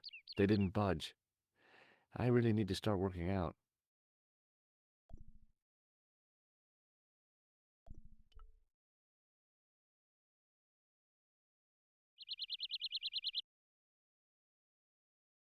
Hi, do you speak English? Well, now, what if I was to say no? An implication of cognizance shrouded in denial. A pretty poser of a paradox indeed. I gave him the look I'd perfected when I was 12 and was going to be the greatest hypnotist of all time. It was a killer. Are you attempting to hypnotize me, or is it the constipation you're suffering? I was a little out of practice. Have you seen Professor Pegram? No, he's packed up and gone. Do you happen to know where? Back in England, I suppose. Do you think Pegram's disappearance is due to the curse? Look at the facts. He dug up the gem. He disappeared. Bingo. It doesn't take a degree in mathematics to work that one out, does it? You don't have to be a smarty Pythagoras with a calculator. I guess not. Pegram has run off with the gem. What can you tell me about the castle? Not much, I'm sorry to say. Most of its history is long forgotten. Ah, but if these old stones could only speak, what stories they'd tell. Stories to make your toes curl and your blood run cold. You know, this castle is said to be over 600 years old. Who built the castle? Mad Phelan, the first lord of Lochmarne. Well, I say lord, but actually he was little more than a village chieftain. He built his castle from the remains of the Templar preceptory. Do you mind if I climb up your haystack to get into the castle? What? You'd break your stupid neck for sure. Do you think I'd stand by and see your brains dashed out? I'd be very careful, and I promise not to sue. You won't get the chance, not while I'm here to stop you. Where was the site of the Templar preceptory? Right here, on Temple Hill. Phelan built right on top of the old wall. It's said that deep beneath these walls, there's a Templar chapel. Did Pegram discover the chapel? I don't know. His workers were sworn to secrecy. Did you happen to see a red sports car down on the road? I caught a glimpse of a flash of red on the hill and heard the racket. Sure, it was an awful noise. A sports car, you say? A Ferrari, to be exact. A racing car? And what was it doing here? The poor fella must have been lost. Good book? A book? It's a passport to a world of fantasy and imagination. Yeah, what's the title? Creative Shelving for Beginners, the 1978 edition. What's so cool about home improvement? There's nothing like it. The resinous autumnal aroma of seasoned wood, the rhythmic rasp of the plate. Ah, no wonder our Lord came to earth as the son of a humble carpenter. I bet he was a wizard with a chisel and a length or two before. Surely the betrayal of Christ's adoptive family as humble artisans is a symbolic metaphor. I don't know about that, but I know they were carpenters. Haven't you read the book? Well, no. But I have seen The Greatest Story Ever Told, and I don't recall Jesus putting up any shelves. Would you like to shake my hand? What is this? I don't do that male bonding stuff. Do you recognize the man in this photograph? No, but I wouldn't trust him. His eyes are too close together. He's not a friend of yours, is he? Oh no, far from it. In fact, I believe it's the face of a killer. I knew it! Piggy eyes. Can't trust him.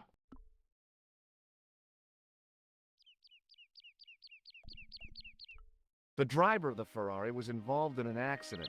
Is that so? Yeah, he knocked somebody down outside the bar. What an idiot! How could a thing like that happen? He was traveling too fast. So fast, he ran right under the car? I mean, the car was traveling too fast. But you'd have thought the idiot could have heard it coming.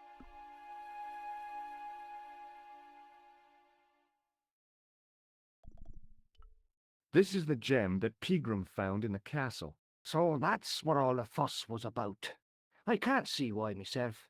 Why men would fight and steal and kill over a little bauble like that. Well, it's kind of neat the way it sparkles. Have you any use for this towel? Whatever gave you that idea? Oh dear me, no. Maybe you know the guy who was hit by the Ferrari. His name is Sean Fitzgerald. Oh, I know him all right. That's me nephew, the idiot responsible for the stacking of my hay cart. Was he killed by the car? Oh no, but he has been abducted. Well, that's a relief now. Does this tool mean anything to you? No, it doesn't. Is it used on sheep? No, it's for lifting the covers off drains. Never. How? Well, the end of the tool fits into the hole in the cover. They'd slip out. Angles are wrong. You'd never do it. I have. I did it in Paris. Does this false nose mean anything to you? You're a circus clown. No, but I got this from someone who disguised himself as a clown. Is that a fact? Why did you do that now? He's a psychotic killer. I think he may be connected with Pegram's disappearance.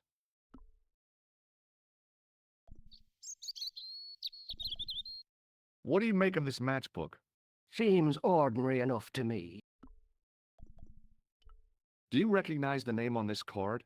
I can't read that little writing. It says Thomas Merlin, Gruber Electronics. Is that your name, Tommy Merlin? No, but what a great stage name. It had what my high school hypnosis act had lacked, style and class. For a few seconds, I bathed in spotlights on a thundering tide of applause. Tommy Merlin, hypnotist. Are you all right? I'm fine, I just remembered something. Maybe not. Aren't you going to look for your nephew? What for? From what you say, it's too late. Well, you could report the matter to the police. Better not. Besides, what could they do? Well, they could mount a search. They have only the one bicycle between them. In a question of superior acceleration, I'd put me money on the Ferrari. I think you ought to know exactly what Sean has gotten himself into. I'm not sure I want to know. But you're his uncle, his own flesh and blood. You're right, but what can I do? If I'm not here to guard it, some idiot might try to climb the haystack. What a moral dilemma. Stay here and guard this potentially lethal agricultural construction, or to go off in search of the prodigal nephew, the very man responsible for said hazard? It'll need some thinking about. Why, there's no problem. You're right. Why didn't I think of it before? We'll demolish the haystack. You don't have to demolish the haystack to go look for Sean. I'll stay here in your place and warn anyone who's silly enough to climb it. Marvelous! I think I should start me inquiries in the bar.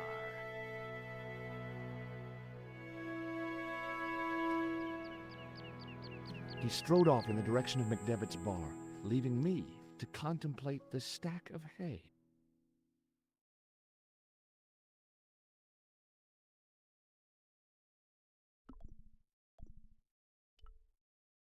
On the back of the cart was a crazily stacked tower of hay bales, leaning precariously against the castle wall.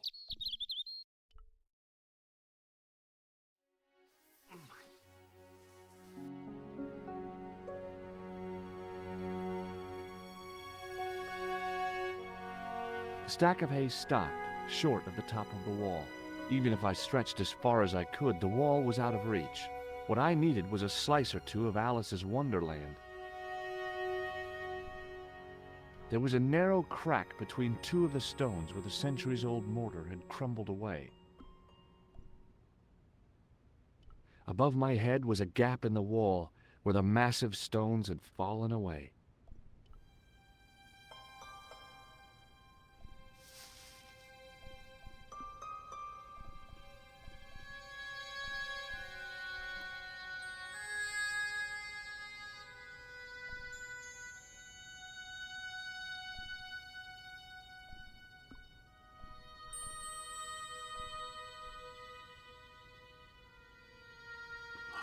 I inserted the end of the lifting key in the mortarless crack and gave it a firm shove.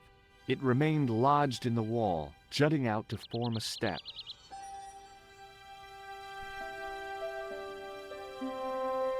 I tugged the lifting key and found it was held quite securely.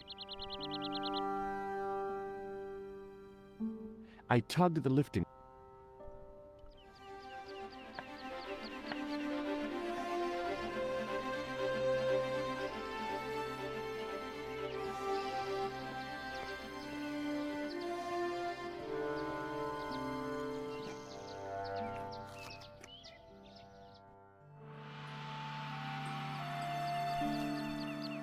It was the fiercest, meanest-looking old goat I'd ever laid eyes upon.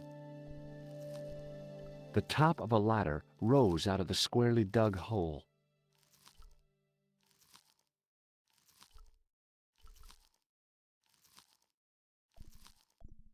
It was a rusted piece of iron, maybe part of a plow or something.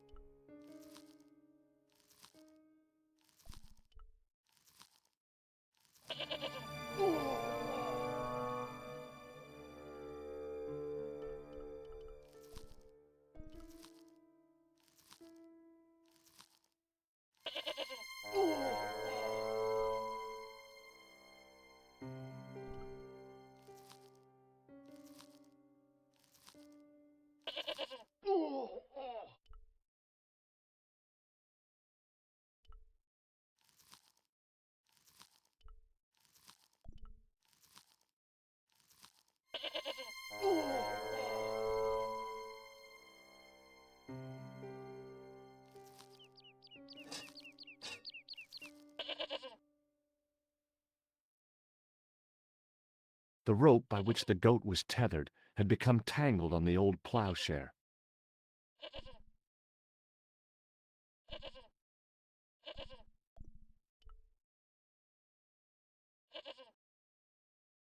Hey, Billy.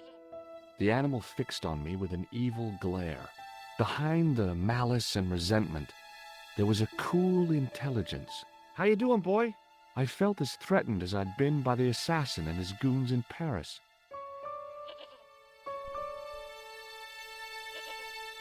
No way was I going near that old goat.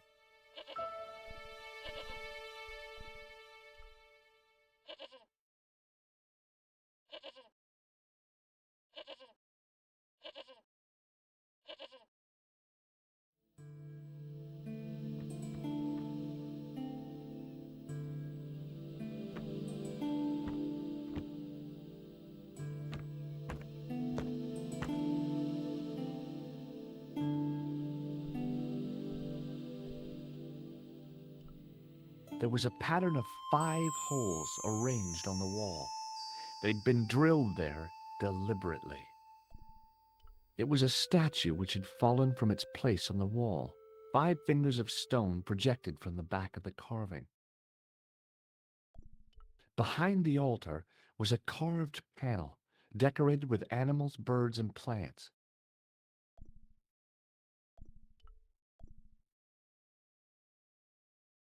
The sack contained a fine white powder. As I dipped my fingers into the soft white powder, I realized what it was. Plaster of Paris. I'd used it in kindergarten to make casts of animal paw prints. I reached into the sack, but it was empty. It was a handful of plaster left in the castle by Pegram's archaeology team.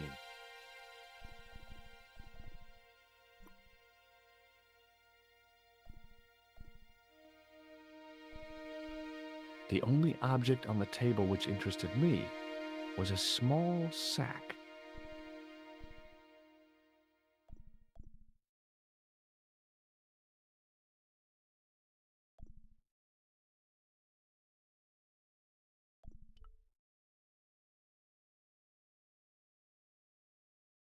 I tried in vain to move the panel.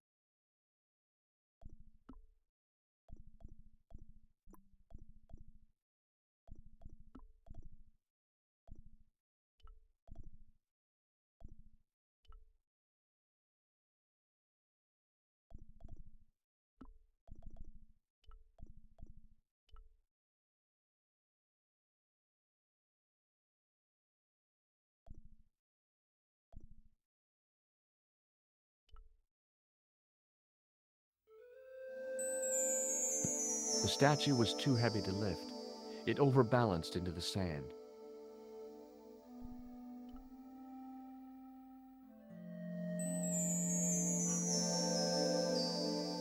As I swung the stone upright, I noticed it had left a pattern of holes in the sand.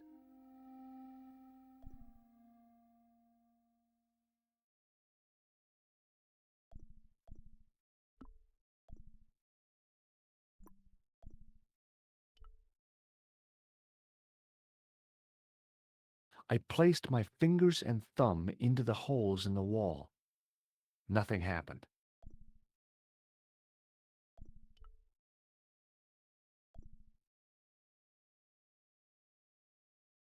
I placed my fingers in the 5 impressions left by the fallen stone. It was weird. They fit perfectly.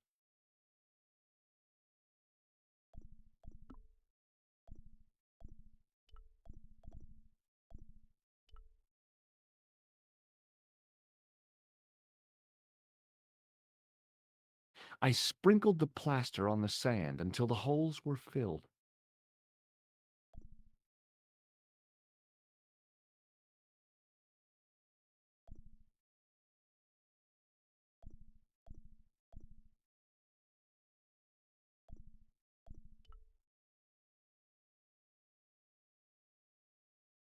I smoothed the plaster level with the sand. It was my first experience of home improvement.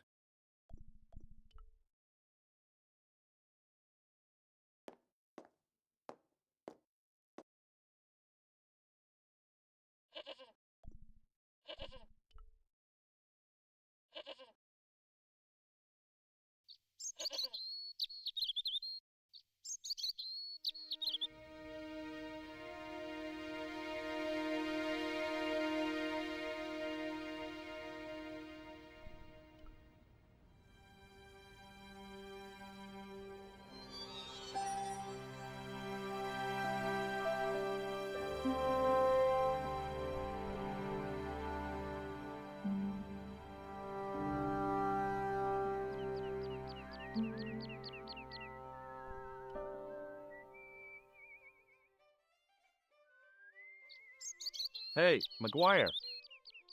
What do you want to know? Do you know what this white powder is? No?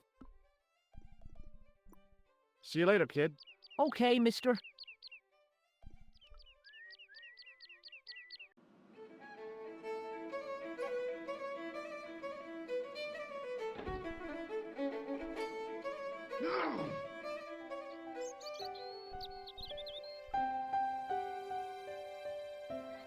The faucet creaked, coughed, and spewed out a stream of rusty-colored water.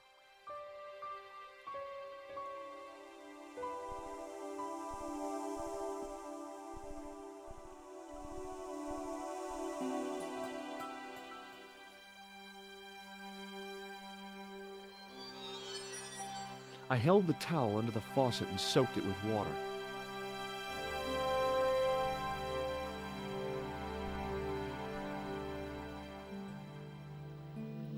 I looked among the cleaning materials, but saw nothing I could use. The carton was damp and soggy, useless.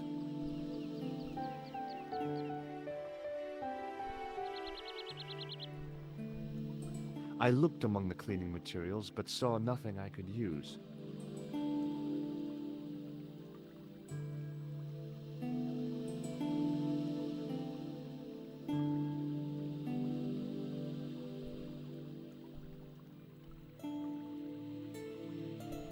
I looked among the cleaning materials, but saw nothing I could use.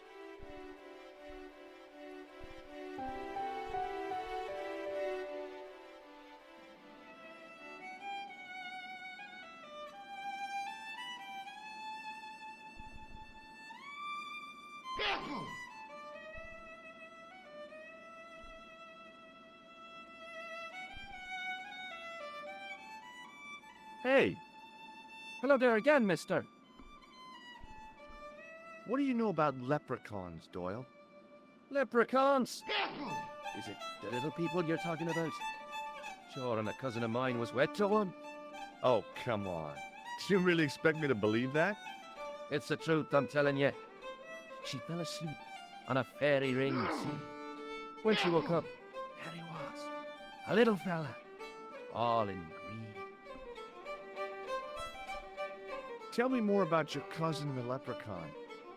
Oh, no. Well, young Mary was speechless, especially when the leprechaun up and spoke to her. Be my bride, me darling, says he, and she'll never want for riches again. Okay, says she, and he slips a ring of daisies on her finger. Amen. So there you are, proof that the little people exist. Well, that's no proof. All you have is her word for it. Not so. The following spring, she had a little baby.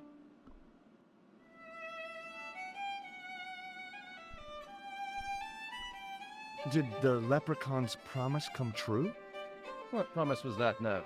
That she'd never want for riches again. Now, there's the strangest thing. She never did. I thought you said she was claiming the social part. Indeed, Mr. O'Brien. But there's riches and riches. She told me, Pat, she says, that little darling boy is all the riches in the world to me.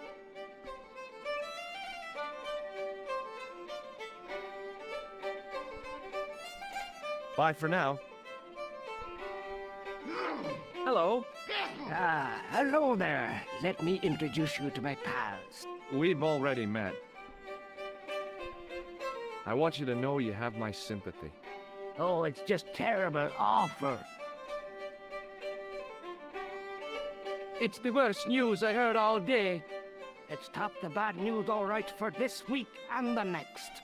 The whole year. It's worse than that. It's the worst disaster in living memory. Isn't it the biggest calamity in the history of the village? I would say it's the biggest in the history of Ireland. The most awesome disaster since mankind paddled out of the primal plot. There's no beer. Is a glass of beer more important than a man's life? Were you talking to me? To all of you. Sean Fitzgerald has met with God knows what, and all you can do is drink. Sean has gone for a ride in a flash car, that's all. Why don't you calm down and join us?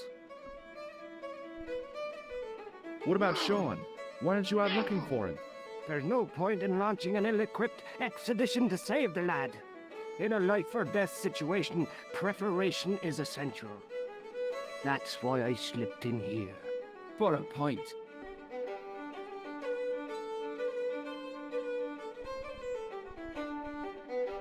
What do you make of this matchbook? Seems ordinary enough to me. Come on, forget your prejudice and shake hands. Never. It's not natural.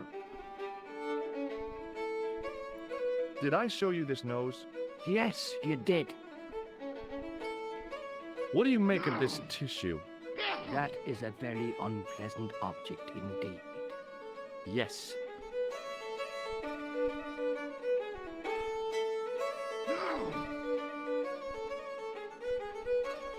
Do you recognize this white powder?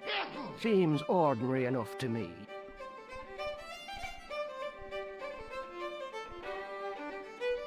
Come on, forget your prejudice and shake hands. Never. It's not natural. Do you recognize the man in this photograph? I already told you I didn't. Did I show you? Yes. What do you make of this? That is a very... Yes. I gotta go. He wasn't listening.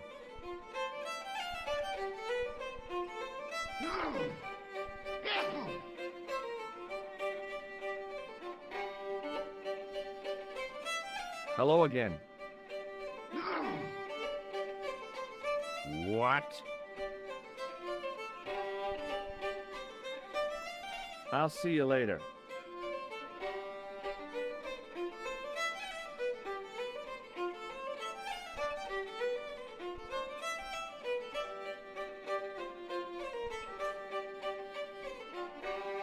Excuse me, Mr. O'Brien.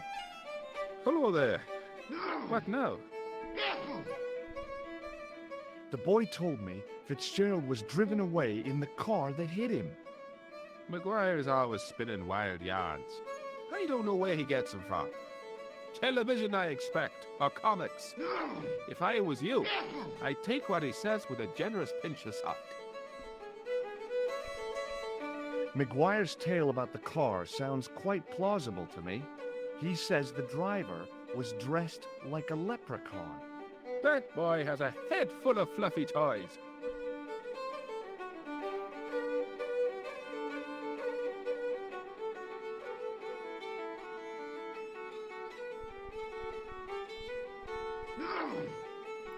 Goodbye for now.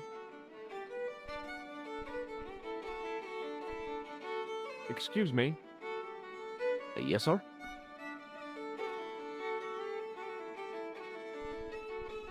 Does this...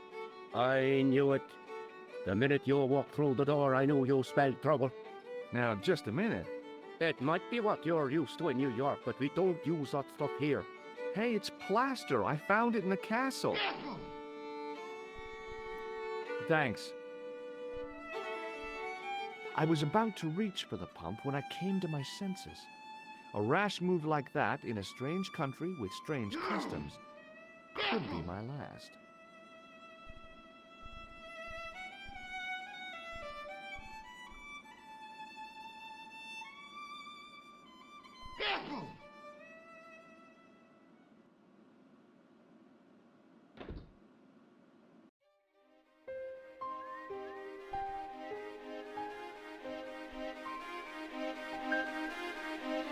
It was impossible to return the switch to its original position.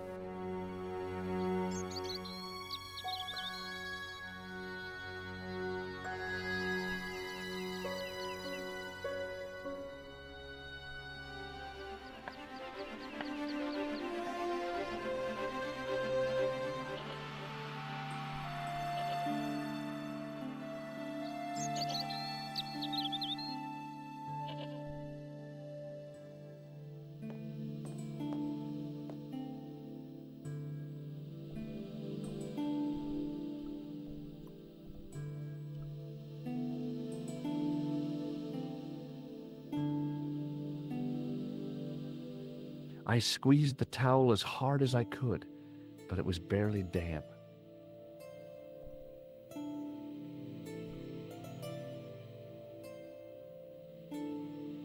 I smoothed the plaster level with the sand. It was my first experience of home improvement.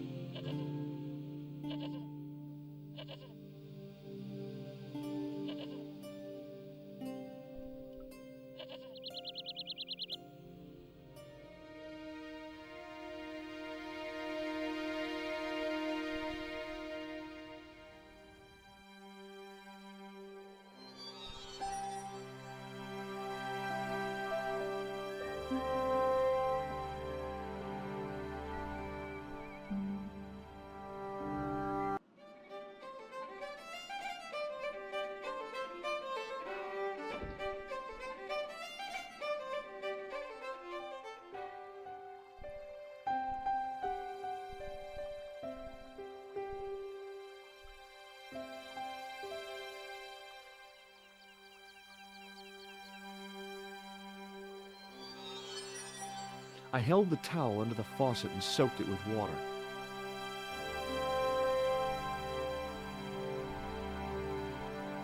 The towel was soaked through with water.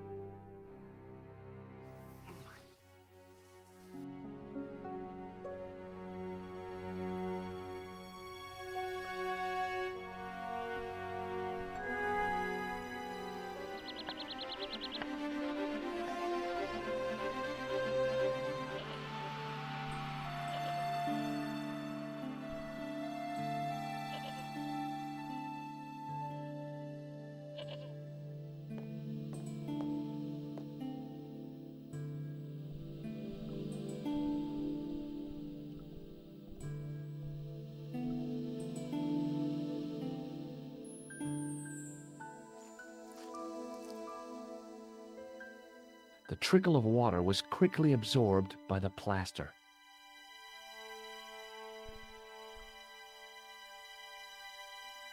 I eased the solid piece of plaster from the sand. Underneath, it had formed a perfect copy of the statue.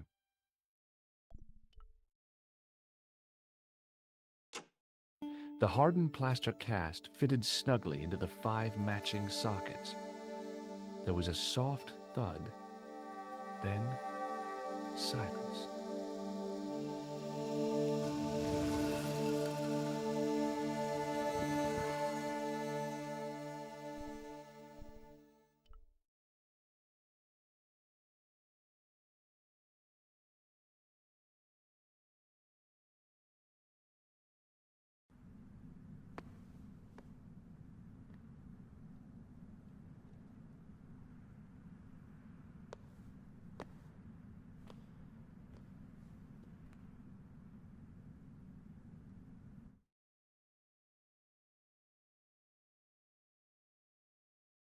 So, where did you stay last night?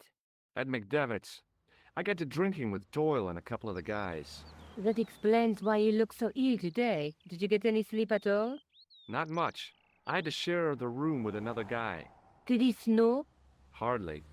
He was dead. Then Leary woke me in the middle of the night to help bail out the cellar. The cellar was flooded? Yeah, some idiot had left the faucet running. And you say Pegram has disappeared? Without a trace. But my visit wasn't a complete waste of time. Pegram's gem? The Templars gem. Whoever Jacques Marquet is, he's in for a disappointment. Jacques Marquet? He's the guy who should have collected the gem from Fitzgerald. What are your plans? I want to find out who, what, or where Montfaucon was. All I've got to go by is the name and a picture of a hanged man. Do you want to look after the gem? No, George. I'd be too tempted to sell it. Look, Nico, a handful of plaster. Yeah. Why is it that men never really grow up? What's your problem, sister? Your pockets stuffed with useless junk like little boys. You never know when useless junk might come in handy.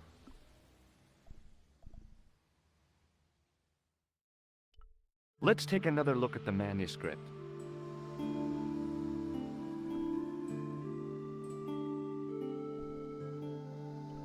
That's the gem that Pegram found in Lochmarne. That's the gem that...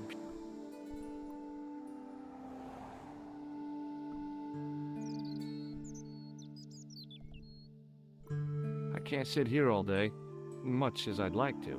Okay. Don't forget to look for Lopineau at the Crune Museum. And why don't you see if Rosso has heard anything? Okay. Anything else I can do for you while I'm out? Shopping, a trip to the laundromat? Just take care of yourself.